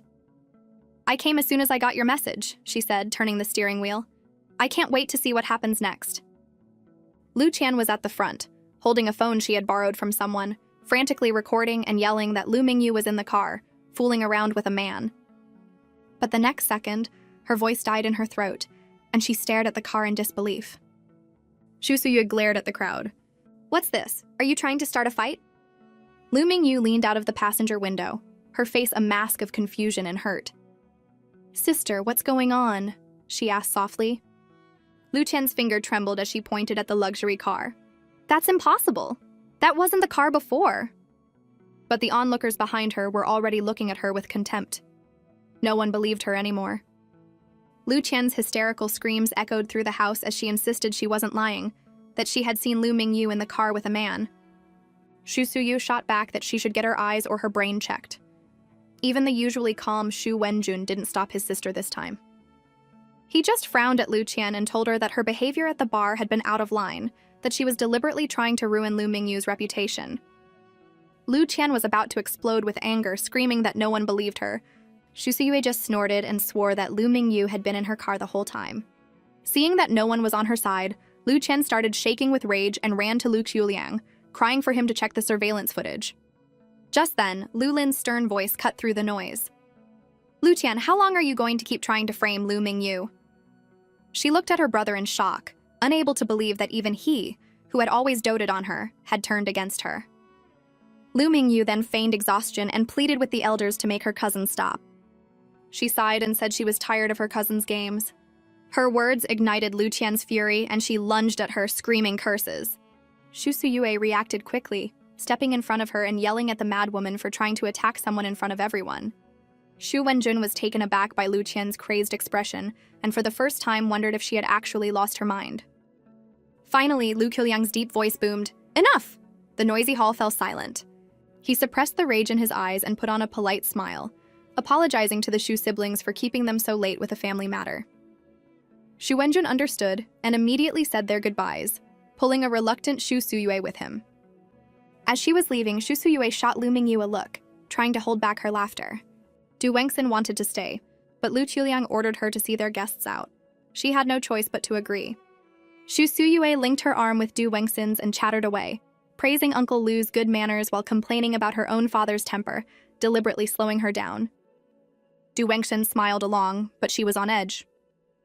Xu Wenjun also played his part, and the two of them kept her occupied, giving her no chance to escape. Lu Qian, who had been so arrogant before, suddenly felt a chill. She tried to run to her mother for help, but it was too late. Lu Qiuliang grabbed her by the hair and slammed her head against the wall. With a sickening thud, she saw stars. He didn't stop, just dragged her by the hair like a sack of potatoes. This time he wasn't taking her to a guest room, but to the long-abandoned, damp warehouse in the side yard. Her cries for help echoed through the night. Lu Lin, sweating with anxiety, rushed to stop him, pleading with his father to have mercy on his own daughter. But Lu Qiuliang was consumed by rage and just threw her into the warehouse. The heavy iron door slammed shut, and silence returned to the hall. Lu Mingyu calmly walked to the tea table, poured herself a cup of warm tea, and began to drink. Tonight, the Lu family home was a scene of chaos and violence. When Du Wengxin returned and learned what had happened, she caused a huge scene, and Lu Qiuliang almost hit her too. Heartbroken and furious, she packed her bags and went to her parents' house. Lu Lin and Lu Qiuliang also left, each lost in their own thoughts. In the dark, suffocating warehouse, Lu Qian's sobs never stopped. She couldn't believe that the place that had once been Lu Mingyu's prison had now become her own. Just as she was about to lose hope, she heard a soft knock on the door. A flicker of hope sparked within her, and she called out for her brother. But the voice that answered was Lu Mingyu's, cool